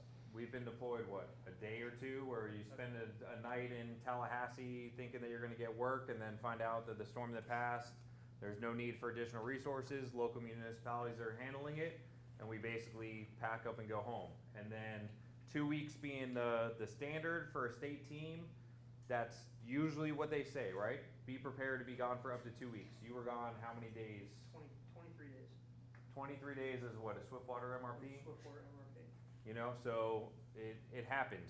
Now, when it comes to stuff like that, expectations are you're there to work and you're gonna be there as long as they need us to be there, because that's our mentality, right? We're gonna be there available for the people that need us, as long as they need us doing whatever they need us to do. The Task Force 2 mentality that we're trying to emulate here, because we think it's top notch and probably one of the most recognized in the country, is it doesn't matter what the job is, we're gonna go do it. If you want us to move ice, to help out IST, whatever it is, we're gonna just shuttle ice and trailers until we need to do it. If you need us to go clean the IST bathrooms, we're gonna go clean the IST bathrooms. Like, we're gonna be there to do work until they start recognizing us as a team and they ensure that they give us the better work, because that's basically what we've seen our whole career on Task Force 2. We just basically keep working, doing whatever they ask, smiles on our face, happy, work hard, and then the good work starts to come even more so. So we're gonna kind of keep that same mindset moving into it. But tell your families, up to 2 weeks is a standard, but there's always a possibility for more. I said it during the tryout orientation. If family emergencies come up, things like that, we'll move heaven and hell to make sure you get back to your family, and we'll replace you with, somebody that's qualified. But hey, my girlfriend misses me, I need to go home. Like, that's the fastest way to find you a ticket home and not be invited back again. Here's your form that you signed, saying that these are the items you're gonna return to the team, and I guarantee you that will be waiting for you here when you get back, if that's the type of, I need to go home that we find out happened. So we all know kind of what happened with that. I think those lessons were learned. Good, learning point for all of us moving forward. Just before we touch about gear bags, we're gonna have a sign out sheet that you guys are being assigned this equipment. Gear bags, helmets, shirts, whatever it is, where you're expected, if you end up leaving the team, to turn in those items, right? So shirts, I don't want your old sweaty shirts. Delray tried pulling that with me when I left that department. I gave him everything sweaty and unwashed. But gear bags, helmets, like things that another member can utilize, you're expected to turn that back into the team if you end up leaving. So we want to be able to give that to the next person that's needed. Other than that, any questions about the initial deployments? When I talk about, good point about checking in too, you just said 2 weeks. How about if you're gone for 2 weeks, bills? They brought that up. How about paying bills, your mortgages? Does your wife or husband know all that information? So now you're gonna leave, do you have it automatically getting pulled out of your accounts, your car, or do you wanna come back and you're delinquent on all of your stuff? So that's all part of things you need to think about prior to going when you go on that deployment. Does your wife or is there, is all the money going to your account? Do you have separate accounts? You show up and then she wasn't able or he wasn't able to buy groceries. Was there medicines that you were on the last minute? They always say have about a month of meds with you. Don't just have 2 weeks, because like Sam said, you're on a long deployment. He said it as far as being on Task Force 2, the way they said it, and they've been on it, but what we read and I was eye-opening, don't think you're gonna have lunch, talking about deployments, don't think you're gonna have breakfast. Be ready to be working for 10, 12 hours without anything. So Sam's gonna cover, he carries a lot of extra stuff, but whatever they give us, that was what I was told, and he's been on it and seen it. It was eye-opening to me. As a new team, they're gonna expect us, and the word's already got out. I've been, heard about it down there and around, if you guys are not in the buzz, about us starting this team. So it's a big ordeal in the USAR realm. So if we did get deployed, we better work hard and not be looking for handouts, not looking for warm showers, not looking for beds, because you're probably gonna be sleeping on the ground until our tent gets set up. So you may go straight to getting work right away, and you may not be able to get cots and beds set up once you're on that deployment. So it's gonna take a minute to get all that stuff set up. And to go back to the family stuff, on that web portal that you guys can log into and upload your certs, there's an emergency contact. That emergency contact, the first person you put in there, I think it asks for a number. I think it might default to 99. Just make it 01 for that emergency contact person. There's going to be a family portal that's on there. So basically we can say, send the family portal this message. Hey, the team deployed. We departed at 0x30 from headquarters. We arrived to Orlando and we're staging, for a mission as a hurricane passes. Then that's going to keep your family updated on what's going on. So we want to make sure that everybody understands what that is. Will that come from the same phone number that we get? Same phone number. Yep. Give them the same. So if you want to tell your, loved ones that are going to be the point of contacts to save that number as well, that'll be where that message comes from. So it's important to keep the family up to date. They like getting information, making sure everybody's okay, right? So this is either a good excuse to put your phone on airplane mode and you can just say that there's no service and you don't have to answer, or you can communicate, but there's a likelihood that there will be no service and you can't answer. And maybe our comms guys are good enough that they can get us, some Wi-Fi set up where we can communicate, but odds are it may be, times where you can't communicate for days at a time. So that's on us to try to communicate back, right? Somebody's gonna not be deployed here, kind of managing the team from home. We'll get those updates, whether it's, from a sat phone or whatever, and then we'll push the information to the family from here. So this way they're at least up to date on everything. Something we've seen a lot and heard a lot on deployments, never tell your family that you're gonna be home a certain day. Because like everything that happens, shit happens and things change. And USAR is the biggest hurry up and wait. The demo process is the same thing. We might think that, oh no, the work's dying down. We got no missions. We're gonna be coming home in the next day or two.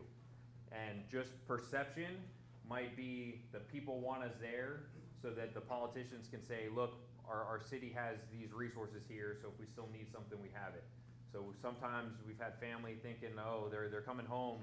You're gonna make Johnny's, second birthday party that we planned, 3 months ago, because now everything's winding down and you tell me you're gonna be there, and then come to find out that demo process hasn't happened yet and we're still deployed, and then you're really gonna be, pissing off the loved ones. So just from experience and lessons learned at Task Force 2, never tell them that you're gonna be home a certain time, because that seems to change often. Yeah, and there's a couple managers, Tom's in here. There's a couple managers in here. We'll cover it because you may not hear it again. If you're the managers, because you may be the manager on this role, well, how about if you can't make it on one? Don't expect if you may get passed in a different role, or because he couldn't make it or somebody couldn't make it, you may be acting in that role. Or we talk about you're on a certain team and you hit, I'm sick. Well, guess what? You were next up for your color. You're going to probably get picked and get the notification, and it's going to continue to go down that route. As the manager is also on the deployments, you may get that sat phone and be able to call your wife for 2 minutes. Hopefully your wife then, as you the manager, has maybe all the people on your team on a chat, the wives, and say, hey, I spoke with Tom, they're good, everything's fine, if that's what your agreement is. And that's between whatever you want, that the chats happen between the wives. They say that I spoke with them, they're okay, they're fine. But like you said, don't put that in. And Sam will know more about of that information. That's between your wives and you're letting you know as far as information.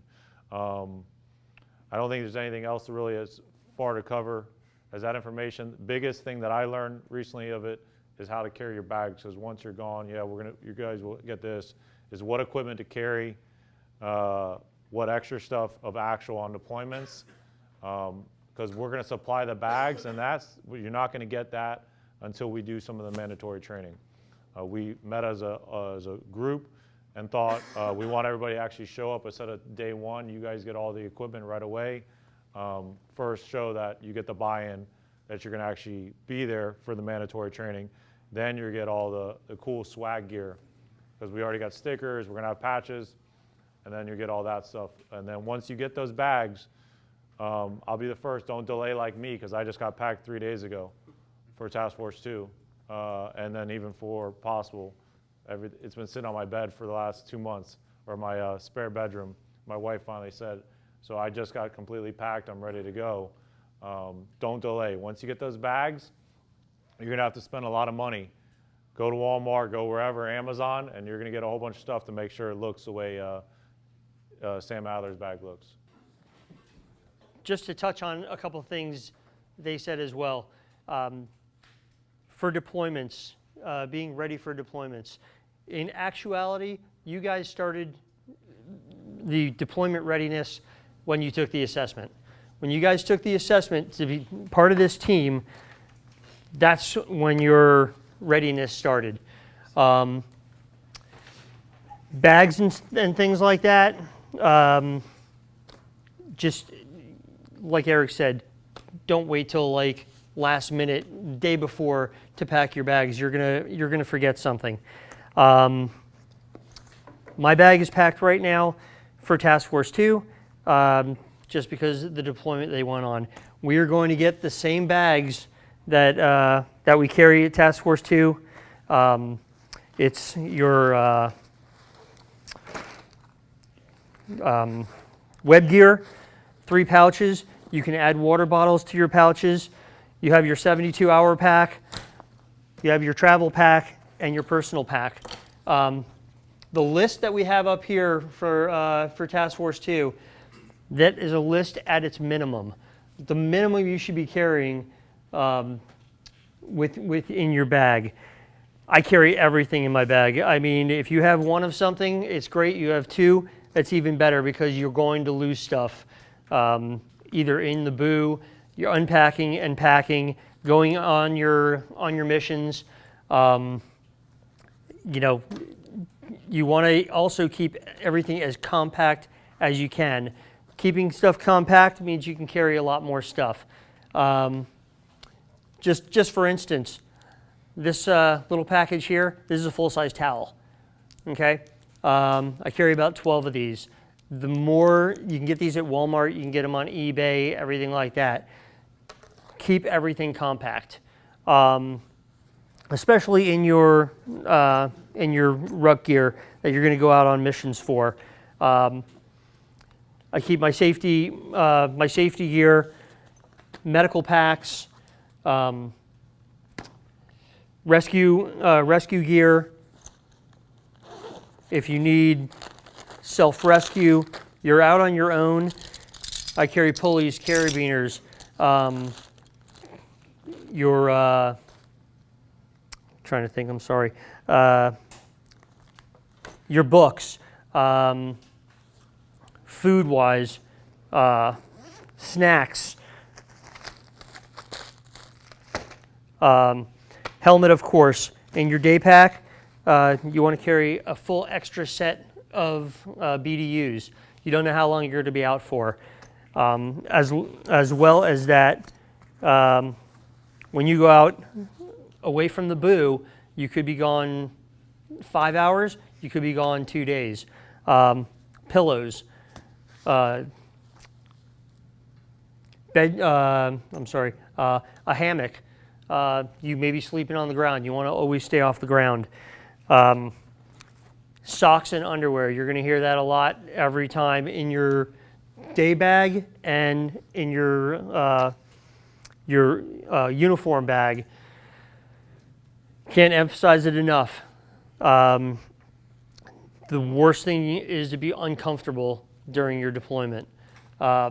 During Hurricane Harvey, we were out in swiftwater gear for 5 days straight. No showers, no going back to the boo. All we had was our day bags, socks and underwear. It really made a difference. Some of the other things you want in your day bag for comfort items are, it's called monkey butt. Okay, that is a must. It's just rash protection.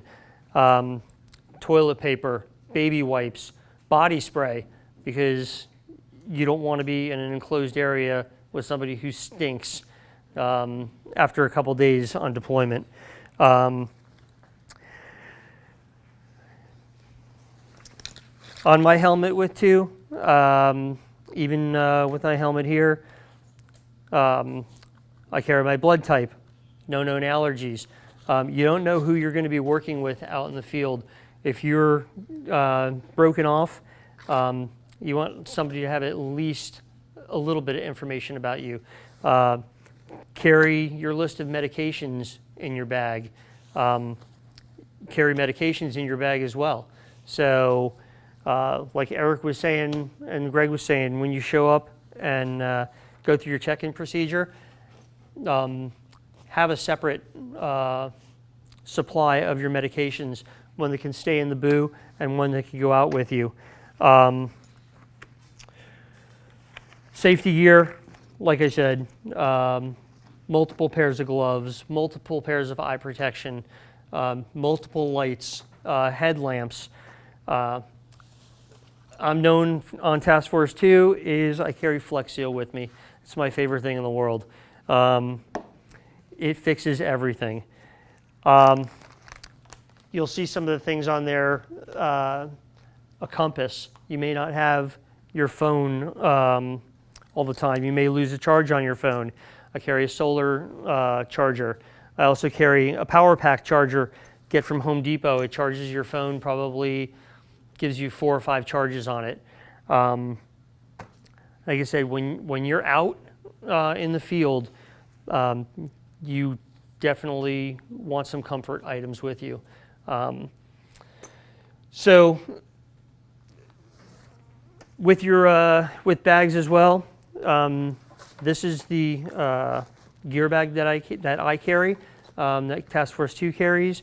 I don't know what we're going to be issuing, or everybody's on their own, but this is a pretty sturdy bag. It gives you a lifetime warranty on it. If something happens to it, the wheels fall off, the zipper breaks. Gotcha. So this is a really good bag to have.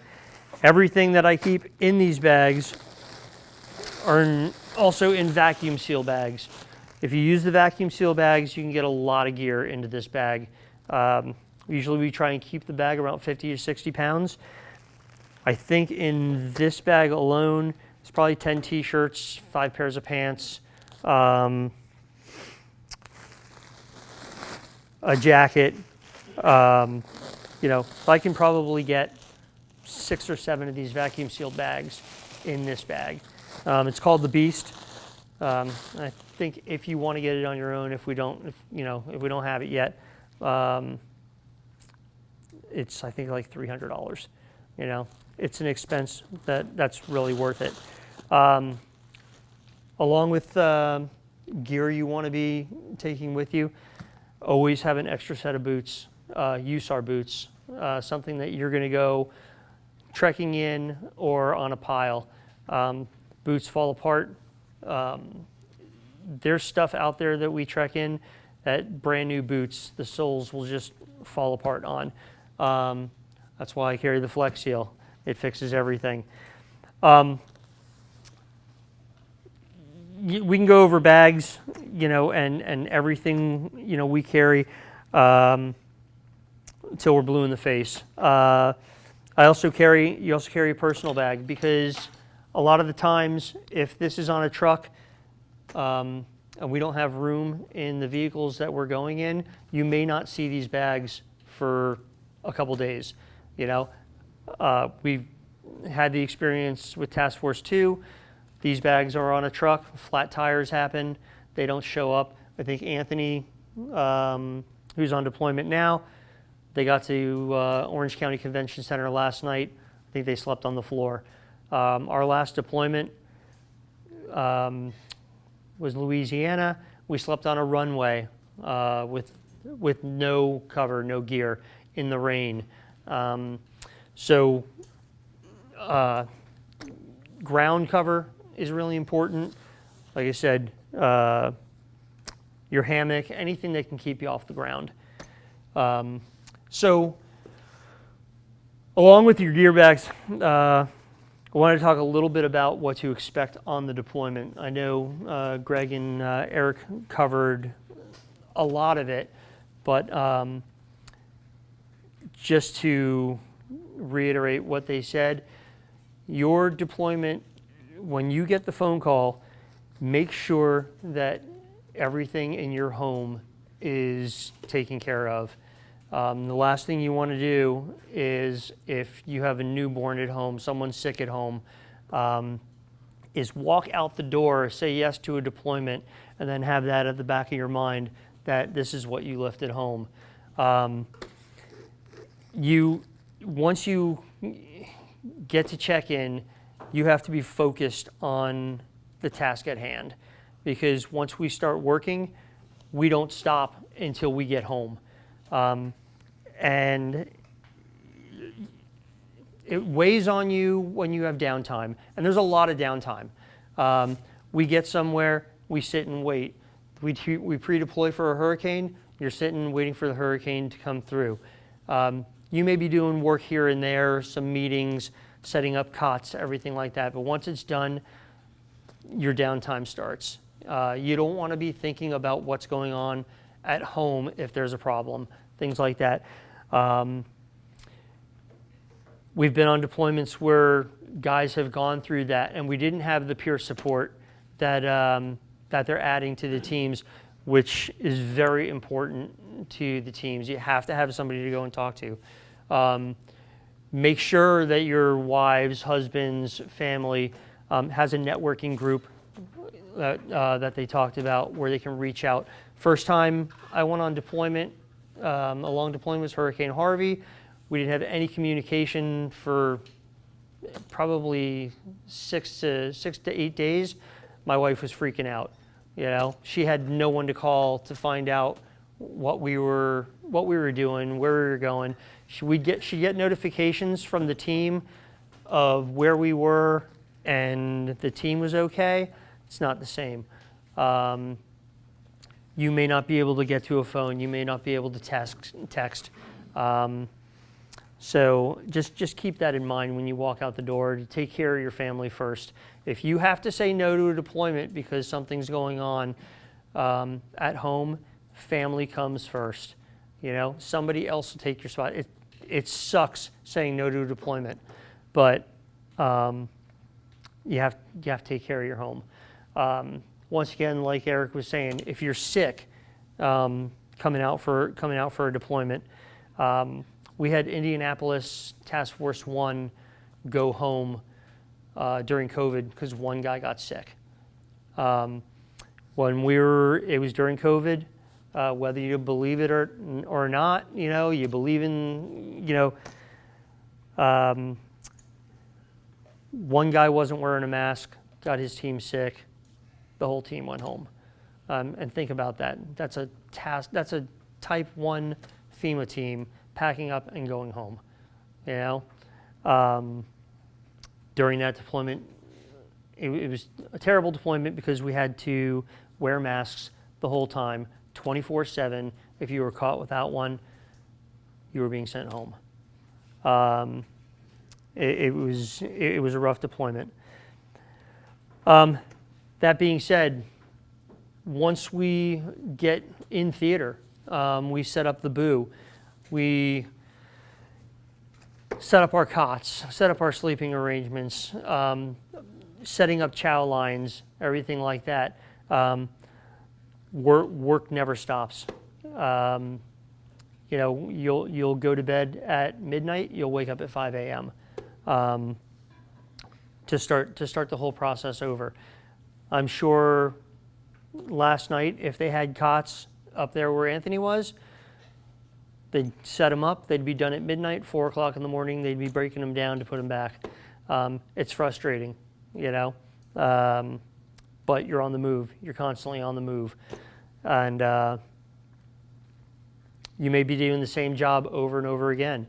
That gets frustrating. That comes into where your mind has to be, you know, on the job, what you're doing. When we were in Hurricane Florence for the 23 days, we were in a room half the size of this, 22 guys. Okay, we were there for, I don't know, 17 days of the 23 days. Guys were getting on each other. Once again, that's where the peer support comes in. That's where somebody has to be designated on the team where you can go talk to that person. You know, it gets frustrating sitting around doing nothing And for 17 days, I think, we did not do anything. But the county that we were in South Carolina, they didn't want to let us leave because the water was coming. The water was coming. It never showed. We washed trucks every morning. We cleaned bathrooms for the library we were in. You know, just stuff to keep you busy because the downtime's a killer. Along with that, with being in the booth with other teams, you may be the team that gets to stay in for the day. You're not going out on a mission, and you're going to end up setting up chow lines and cleaning bathrooms, taking out the garbage, doing guys' laundry for the teams that are out. And, you know, that's just the job. You may have the suck job for the day, but, you know, that's what you signed up for. You know,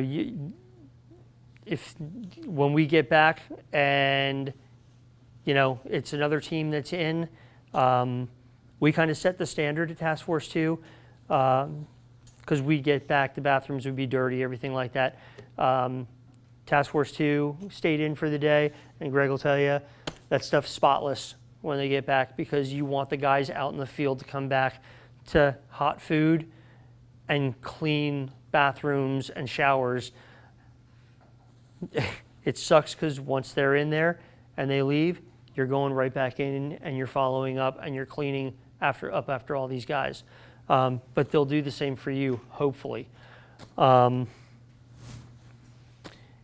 Just, you know, just be aware that not everything is going out and being on mission and doing searches and, you know, doing the Swiftwater MRPs and, you know, rescuing people and, you know, searching homes. A lot of it is monotonous work that you just have to be ready for, you know.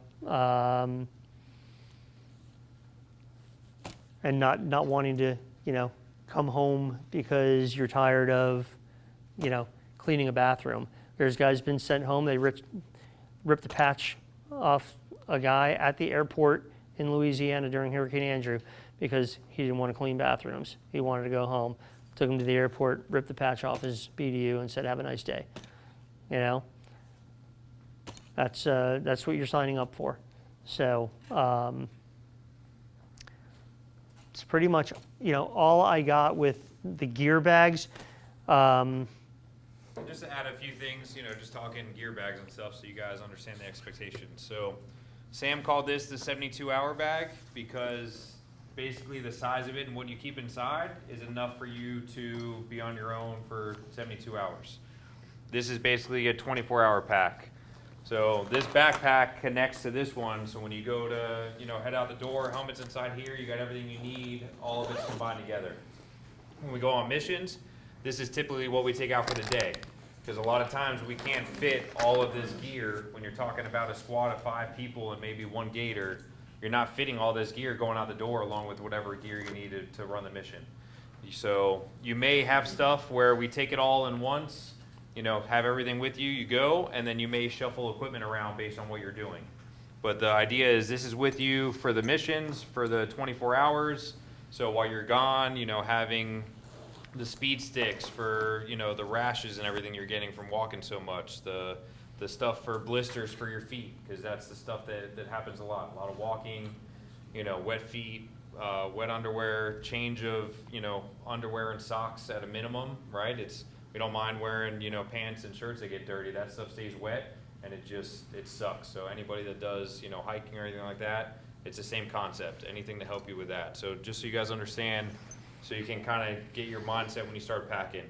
This is for, you know, 24 hours worth. This is 72 hours worth. They separate so that you can, you know, pack one up and go. I have this one more set up for doing rescue stuff, and this basically for being the fact that I might be away from my main gear bag, my second uniform and everything like that's in here, so I can get to it if I need to.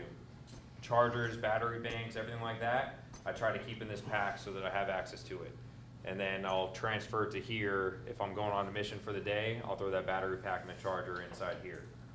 As far as everything in here, big Ziploc bags are your friends. You know, I got the big Ziploc bags that I'll put all my dirty clothes in, and then write my name, Task Force 2 on it, and hand it over like if they do, you know, laundry, because IST will get laundry services running eventually.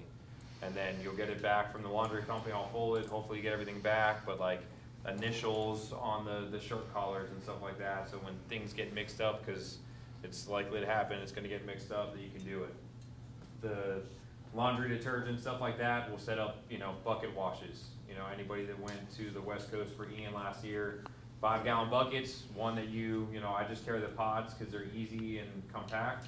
Break a pod in one of them, wash your clothes, another rinse bucket, rinse it off, and just hang it wherever we can around the boot to dry. When we do the tent city, all the electrical runs up high, and there's only an outlet every, you know, couple bunks the way that we set things up, so I carry a power strip with me. This way I can plug in, run that power strip closer to my bunk, and now plug in my chargers so that it's close to me. So when you're laying there trying to relax, you know, catch a nap, catch a little sleep, you at least have your phone there ready to go. Everybody gets issued a radio. We'll have chest harnesses that you can kind of keep smaller gear. So we go out the door with the big packs, but you also have a radio harness. So that's where I usually throw like my power pack and chargers, you know, pens, just like some random things inside there to help out. You have one, or? Mm-hmm. You know, so something along those. We're probably gonna try to buy enough that everybody just gets issued there. So this way it's all packed out, ready to go with what you want in it. The only thing you'll get assigned to check in is a radio. Everybody's gonna have a radio. This way if we get separated, we're doing different things, everybody has those communications. When we had Hurricane Maria in Puerto Rico, there was no cell service at all. So when the storm was approaching us, all communications were through the radio. So we just took turns between you and your bunkmate in your hotel room on keeping the radio on so that the batteries were good. So they would let us know, hey, we're, you know, storm's starting to approach, it's getting closer, we're meeting in our rally point, because everybody, while the storm was hitting, all came to one location. So you'll figure it out. We'll, you know, talk this stuff through training more and more to get a better idea of, you know, what you need. Like Sam said, this list is the bare minimum. We'll have this list on the DB Solutions like file center that we showed you guys, so that you'll have access to it. Because I don't know how long that's going to take for us to get it set up, by the end of the day tomorrow, I'll send it to the email group so that this way everybody at least has that. So you can start kind of prepping and, you know, kind of getting what you need and getting set up. But again, we're not going to issue these bags out to everybody. We've still got to order, I think, 10 or 20 more of them so that everybody will have their own right off the bat. But we'll issue those after we do all this required training, start getting everything out there. We'll send, you know, helmets for everybody. Good with all that? Yeah, so many guys sent texts, I just literally bought all this stuff, so Sam's been on deployments. So if you guys send me texts that have me, I'll try to send some, that's what I just ordered, in the last 2 And months, even like, I ordered everything. Yeah. we did a mock deployment drill. All the state USAR teams just went, what was it, last month that Yep, we landing. all went? So even that, with like these guys just getting on the team, they're, you know, researching newer things and they're buying different stuff. The Jesus kept sending me Amazon shit that I ended up putting in my cart and buying, and you know, you always just keep adding to your kit and doing stuff. So Task Force 2, just so you guys know, the commitment was, we don't give you any of this. The helmet, of all this stuff that's up here, the helmet was the only thing that we got issued for Task Force 2. I was in the negative, probably close to $1,000 Oh yeah, buying easy. all this equipment to be set up ready to go. So for us, just expectations of the team and everything like that, like we wanted everybody to have what they needed, be uniformed and be ready to go. So we purchased all this stuff, but just understand, like, that's the commitment we have being on the team down here. So that's why we don't want to just hand these to everybody day one right off the bat, you know, kind of earn it a little bit. But that's, again, show the commitment of being involved, being engaged, and working your ass off for this stuff. Because it's, you know, normally we were in the hole for a lot of this stuff. Yeah. Where we're fortunate enough here to have the ability of, you know, being able to issue this equipment. We just want people kind of taking advantage of that. Yeah. Yeah, that beast is $300.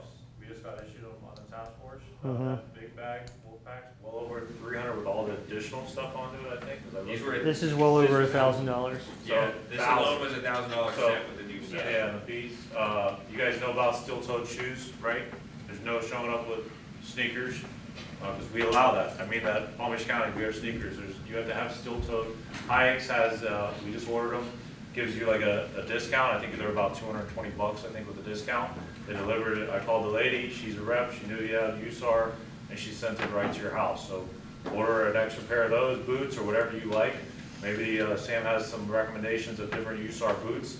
I just wear the hikes for on deployments, and some other guys have different ones. Again, sleeping things. I've heard, like Jesus has said it, we've ordered a lot of stuff on Amazon. He showed up and we have a pad for our cot. He didn't bring it on this one because he thought it was going to be on a cot, and now they slept on the ground. So I have a pad for my cot. It's only about this big. Realistically, I don't think it's about that big. I can blow it up and I can lay it anywhere on the ground, and now it's a padded area. And that's the stuff. Sleeping bags. I don't know if Sam carries one. Again, Jesus, and I mean that when he gets back, he'll probably give us all the swag gear he has. And he has a lot of cool stuff now. Miniature, little sleeping bags. You're gonna want something like that. I carry a, it'd be like almost a poncho. Was it camouflage to lay down on the ground? A lot of the guys Sam may have it. To me, I've been told that's used, of all the stuff that they carry, that's used probably the most. It's like a poncho. That's it right there. No, this is Oh, just the tarp? just a tarp. Tarp, so tarp, or I carry like a poncho, the military Yeah. one, and they said they use that to sleep on the ground or somewhere, they use to cover them, they could throw it over their bag.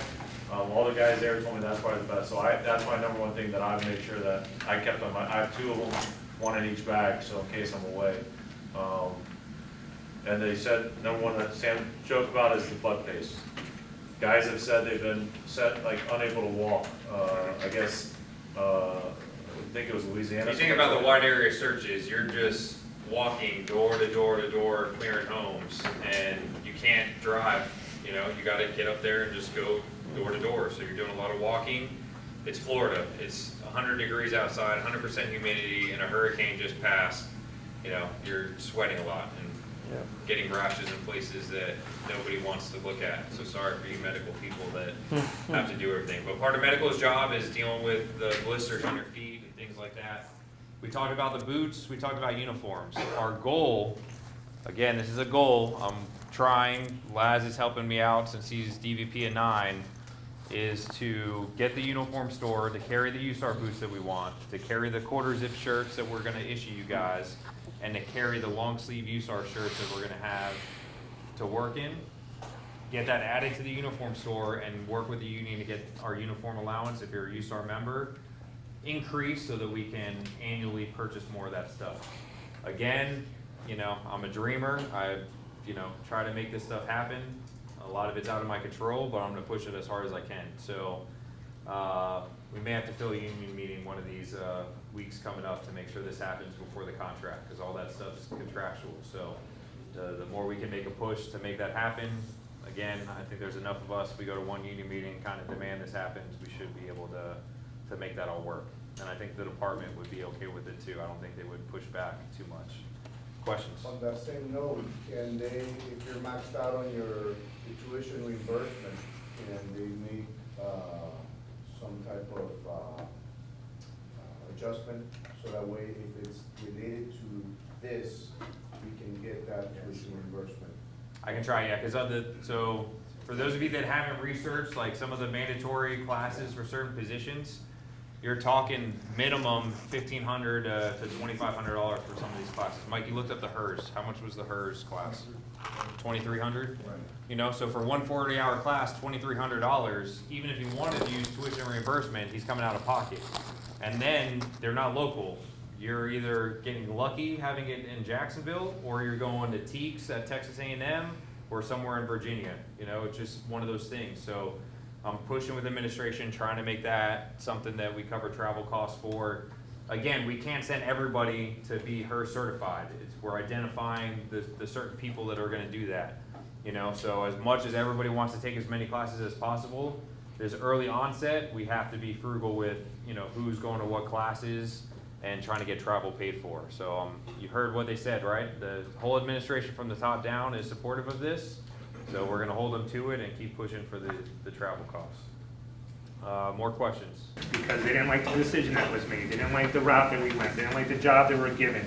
And they send guys home right away because it's just like it's a cancer, and it really brings down the morale of the team.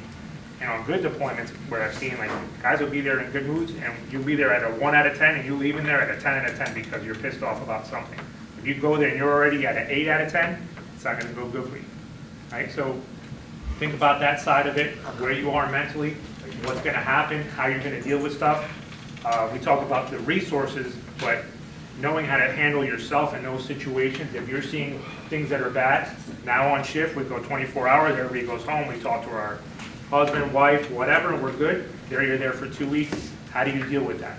There's a lot of different programs as far as, meditation, breathing, all that stuff that's going to help you deal with some of this stuff when you're pissed off about the way things are going, and now you don't want to agitate the rest of the team. How do you handle that kind of stuff, right? So all this training is good and it's excellent, it's all that, but if you go there and you can't perform the way that you need to perform and you're just mentally not in the right space, you're going to screw up everything for everybody. And he's 100% right. Last year we went to the deployment the first time as a peer support. When you're new, everybody's looking at you, and they want to know how you handle yourself. So when people are in the booze and they're complaining and they're bitching and they're acting like idiots, they take note of that, and they send guys home. It happened, I've seen it. So be very cognizant of where you are mentally, how you're handling yourself, how you're dealing with your team, okay, and what you're going to bring to the party. Because if you're that guy that's always complaining, they're not going to want you around. So something to think about. On top of that, and with the complaining, one aspect of it, we had an individual who, while on deployment, had something happen at home personally, and he just went downhill really quickly. It happens, but then now we're taking care of that individual, and it's taking away from our mission on the team. Not that we won't take care of our own, because we'll absolutely, but if something happens on deployment and you're given the option to go home and take care of business, take the opportunity, because you don't want to stay there and it just compounds and compounds and compounds. The mental health part of this is like, especially, I wasn't at Surfside, but at Hurricane Michael, a couple of the other deployments we've been on, not everybody's used to seeing, things that they see, like Greg was saying with Haiti, don't keep stuff in, talk to people. But if something's bothering you, talk to somebody about it, We've seen guys end up sitting in a corner, by themselves, not wanting to talk about the stuff, and it's unhealthy. Yeah, look after each other, right? We recognize when somebody might not be in the right place, so recognize that and just help each other out. That's the biggest thing of all this. So talking about a little bit, because we mentioned it quickly, but the DEMO process. So we'd all get together during that DEMO, whether it's before we get back home or when we get back home, and do a little debrief with peer support of just talking about a few things. And it's an important process, and something that is just going to be in the culture of the team. That's one of those things that we do on the way back.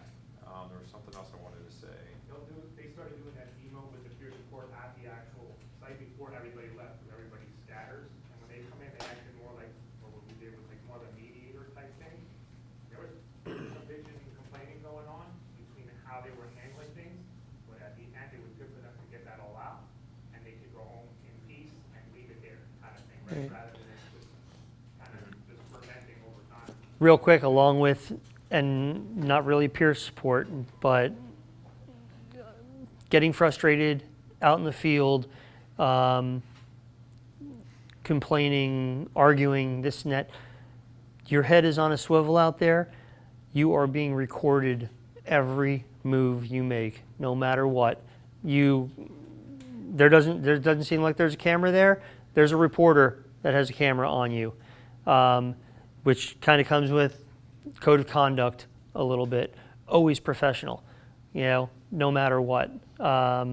Eric talked about it with, showing up with your shirt tucked in and uniforms, everything like that. Out in the field,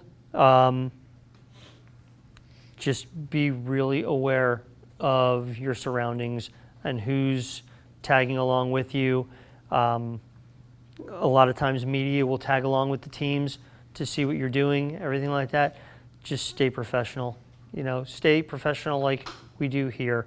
You're there for a job, And that comes to taking pictures too. taking pictures. There's going to be a code of conduct that'll go out. That's part of the requirements of having it, on there that it's completed. So we'll probably just send that out through Target Solutions so everybody reads it, signs it, stuff like that. But just understand social media policy, things of that nature. Taking pictures of these scenes and incidents.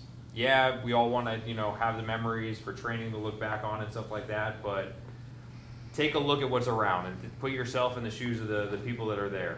Is that something that you want to be obviously taking your phone out and taking a picture? Like sometimes discreetly, I'm all about it. There's a lot that comes along with having that opportunity to look back at photos. But not only do we not want to share it, unless it's approved for us to, share and dissemble out there, because that can come back to all of us, as a department, as a team. It was one of our guys that was at Surfside taking pictures of stuff on the pile that made it back. So that alone puts bad light on our department. We don't want that bad light coming to our USAR team for this department. So, as far as taking pictures, we definitely don't want to share anything out there unless it's approved through the PIO and stuff like that. That like, hey, look, we don't see anything wrong with these pictures. We'll vet it. We'll get it where you can share it on your social media page after the deployment. But while we're deployed, we don't want to share anything like that on social media. And then we just don't want to be obvious. If you put yourself, in the person's home that we're looking at, if it would piss you off that a fireman's standing there taking pictures, then don't be standing there taking a picture of it. So just always have that in your head before you do it. Put yourselves in somebody else's shoes watching. What does this look like? What's the perception of this? Would I be happy with it if it was going on with my family member's house? If, we deployed to your grandma's house, would you be okay with taking, a picture, being obvious about it, stuff like that? So just kind of bet that in your head. All right, more questions? What's in place for like reentry with families and so forth? I mean, to me, that seems like it would be one of the most difficult things, depending on the deployment, obviously. So again, working with the peer support, and we got to kind of get things rolling with us first, but my vision is have a training day where we bring in the family members, bring in the wives, bring in the kids, bring in your support team, and let's show them the stuff that we deal with. Maybe not pictures of what we deal with, but like expectations of when we come home, the peer support. Hey, these are red flags. If you're seeing your loved one coming home from a deployment and these are the issues they're having, call one of us, right? We'll give them the peer support cards and let them vet us. Because sometimes we don't like to swallow that humble pie that, hey, I got something going on. A lot of times it's the family telling you, hey, you're not acting right. And my kids they don't understand what's going on. They're too young to really, but you have to, prep them. We talk about it, and I hate to bring it up like a dead horse, but etiquette. And we talk about the word gets out. The word's got out on our strike teams. If you guys haven't heard of, not saying maybe they were awesome, maybe they weren't awesome, but the word goes out not only in the state but around the country. If you go to that boo and your guy says, hey, you got a 2-minute shower, you got a 2-minute shower. Don't use 4 minutes, 5 minutes. That's going to end up being in a fight, and then you're going to come back. So, we talk about we're going to have all these ACs and showers and all that. But guess what? We bring in a strike team, and you got a 30-second shower because you accumulate that amount of water, and we got all these people in there. That's etiquette, and that's what starts the fights. And I'm not going to say like I had personal experience of that. That's what I've been told by other people. That at least my mind is set. Oh shit! I better get ready for 3-minute showers. Going on that deployment, as Sam said you did, and talk to other people and get that word out, because then you get that mind right that then you're not fighting when you come back and be like, man, it sucked. I didn't sleep for 12 days and I didn't shower for 5. But at least if your mind's right, that's the way it's going to be. We're not going to have to deal with that situation. Get everything in your bag, set up ready to not shower for 3 to 4 days, or not eat a whole meal for 3 to 4 days. It's just what it is. Get that mind right. That's with your family, that's with yourself, and the etiquette goes the biggest. I hate to be like that. Everybody else, that's what I've been bred and taught. Get ready for that, because that's etiquette, and that's what's gonna be expected at the booth, that's gonna be expected on walking around, bless you. Thank you. That's to be expected. Hey, if you have an extra uniform, share with your friend, because maybe you have an extra sock. Because you do, because they forgot something, but at least it could help out. If you do laundry, help out with your fellow person with doing laundry, because maybe they don't know. Don't come back and scream at the other person because they suck because they didn't know how to do laundry. And we may not have another one of these. Greg said it, maybe in 6 months we get approved, we may not have another one, so I wouldn't want, at least, if you guys are with me, Sam or any of us, or anybody here, we don't want that, and he's in charge of he's the task force leader right here, Todd Turner, that we have a fight like that over because the guy used 4 minutes of water, he ate all the food. If you've been at the boo all day, and it's 6 o'clock and it's shower time, and they just came back from a mission, don't jump in the shower at 6. You've been sitting at the boo all day. Make sure they shower first because they've been walking all day. Make sure their beds are ready. Make sure their food's ready. Don't be the first one in, because I've heard that happen in other areas and deployments. And guess what we would look like? Not good. That's etiquette that you have to be. It's sorry to be that, but I remember, and I'll say it, I give credit to Task Force 2, they said they have a rule. If you act like and I can't say the word because we're getting recorded, but if you act like this, you're going to get kicked off the team. You will be nice, you will say yes to everything, and you're going to do your job. But the second you fight, the second you act like you know what, no longer on the team. Have a nice day, and we don't want you on the team. So be cool. Be happy that you're there. And don't say no to the job. If somebody tells you to go clean the toilets, clean the toilets. Their task force leader for Task Force 2, which is now the chief of the city of Miami, told me about, and that was a story that will still hit me for the rest of my career probably. Somebody didn't want to clean the toilet, they had a sewage issue, he put a level, a Tyvek on, and a half mast, and he went in and did it himself, and he was a task force leader for the entire thing. He told the rest of them, see what I do? No more excuses. So that was something that he talked about. So there is no rules, there's no ranks, get it done. And these guys can tell you, it's not classy. That was what I was told, and that's what I'm bred at. It ain't gonna be classy, it ain't gonna be fun. It's gonna be shitty, and you're not gonna have good sleep for a long time. So And your positions on the team, that's just one component of what you do. So logistics are probably the busiest, hardest working guys that are out there.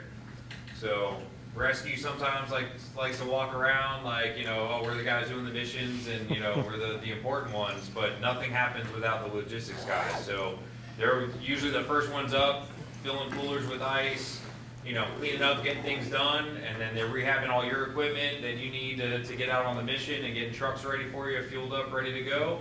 And then guess what? They're taking care of shit at the boo all day long, and they're usually the last ones to shower and go to bed. So everybody can do that work. If you see that it needs to be done, just get it done. You don't have to wait to be told to do it. If something's dirty and needs to be swept, just clean it.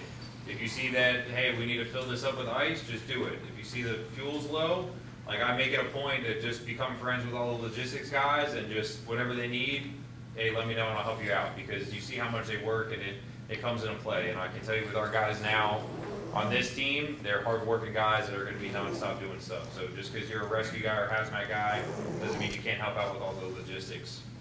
Sam and I think Eric both mentioned it. If you can't deploy, you can't deploy. If your roster is up and it's your turn to go, but you got stuff going on, I think I've missed probably 3 deployments that I've said no to. I had a trip planned for my kid's birthday that was end of October when one of the hurricanes was coming, and I had to just take a hard look in the mirror. Would I be okay deploying for what might only be 2 or 3 days but ruin a whole family trip, or just say no? And they backfill me, because guess what? We train enough people that it's the next man up. If I can't go, guess what? Somebody else is going to go. So I got kids. My kids now are almost 13 and 10. So they're getting to the age more and more where they can kind of do their own thing. But talking about the last 4 or 5 years of having to say no for deployments, I got a long career ahead of me. Guess what? I got 30 years I got to do here. So 22 2 more, I think. I don't know, I'm never saying no, I have a short timer. Yeah, you're also, you have a wife. So, you know, I knew I got a lot of time that more deployments would come. Last year, Hurricane Ian was hitting the West Coast, and I was helping Chief Anderson's family with the funeral. And I had to take a hard look that, hey, Hurricane Ian was happening literally when his funeral was planned. So I had to make a decision. Am I gonna just bail on the family and just walk away from helping them with the funeral arrangements to go on a deployment, or am I gonna, you know, finish this? And if I would've deployed, exactly like Sam said, that doubt of wondering, should I go? All I was gonna think about was the family and who I got really close with over the last 2 weeks, helping plan a funeral for a man that I have a lot of respect for. Am I gonna be there useless, just thinking about that the whole time and have regrets of not being there? Or say no to a deployment because more are gonna come, you know? So I made a decision, I said no, and I did it. So just understand that, because it does eat at you when you're gone, thinking about the shit that's at home that you know is your responsibility. Like if you're questioning, should I be going on deployment or not? The answer is you probably shouldn't be going. You know? So take that hard look, you know, in the mirror and put yourself in your kid's shoes or your wife's shoes for something you had planned. Yes, we can change plans and things can happen. If they're understanding with that, by all means, go for it. If you've got a trip planned, but you know that you could reschedule and make it even better because the money you're gonna make on the deployment, and she's fully supportive, then go for it, make that decision. But just take that hard look at yourself on should you deploy or should you not, because it comes into play. All right, any more questions? On a different note, does the team have access to the department's airboat, backup airboat? The USAR team, we haven't talked about it at all as an asset. I don't see why we couldn't. Never really thought about it, to be honest, but. So, yeah, so as far as like airboats, things like that, I don't know if you ever heard of the Cajun Navy. By the time we get there, and if it'd be great if we had access to it, there are so many people taking us out on their airboats because they know the area, things like that. It would be a great asset, but that's kind of the things we run into when we head north into the Panhandle, Louisiana, Texas. There's no shortage, but yeah. It's sitting back here and we're So. driving there anyway. Yeah. Not that we need any more vehicles, but No, truck and a we trailer do. and a Yeah. couple operators, it would. Yeah, the airboat it'd be great. is a little bit different as far as our task books and all of our stuff. It's a whole, the Yeah. program itself is kind of a pain in the It's ass. going to be like the boats. It's going to be like the boats are. Limited to So. 73 currently. But I'm sure there's somebody, Yep. the people on the team, like yourselves, that could. I mean, I have an operator airboat, so, Yeah. but I'm not anything as far as operator or crew Oh, you didn't with get the signed up department, for it? because it's kind of limited to 73 here. So we could look into it though, sure.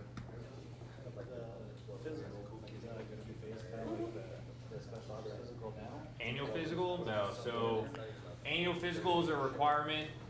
Again, that DB Solutions program is built for the FEMA teams. Like for us, we have to submit a physical to Task Force 2 annually to show that we're signed off by a physician saying that we're fit for duty for deployment.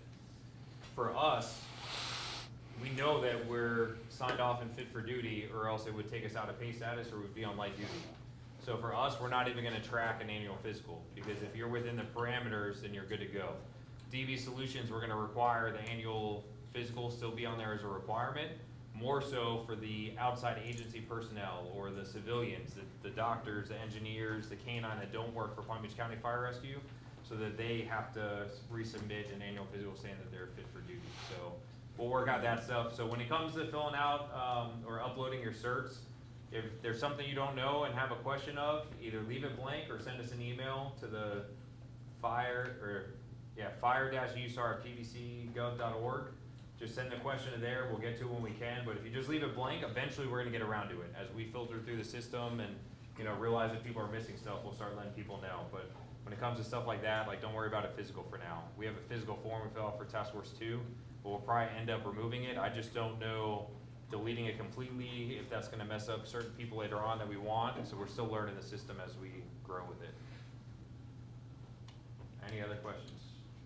At what point will you be giving different position-specific requirements and classes that probably as soon as we get through this phase of all this required stuff in the beginning, and then we'll get focused in, you know, based on the coordinators and stuff like that to, you know, get with their groups and then what we need from there. So the FEMA system has a certain standard of what's required. Basically, everything we got from the state is that the HJ can decide what the requirements are.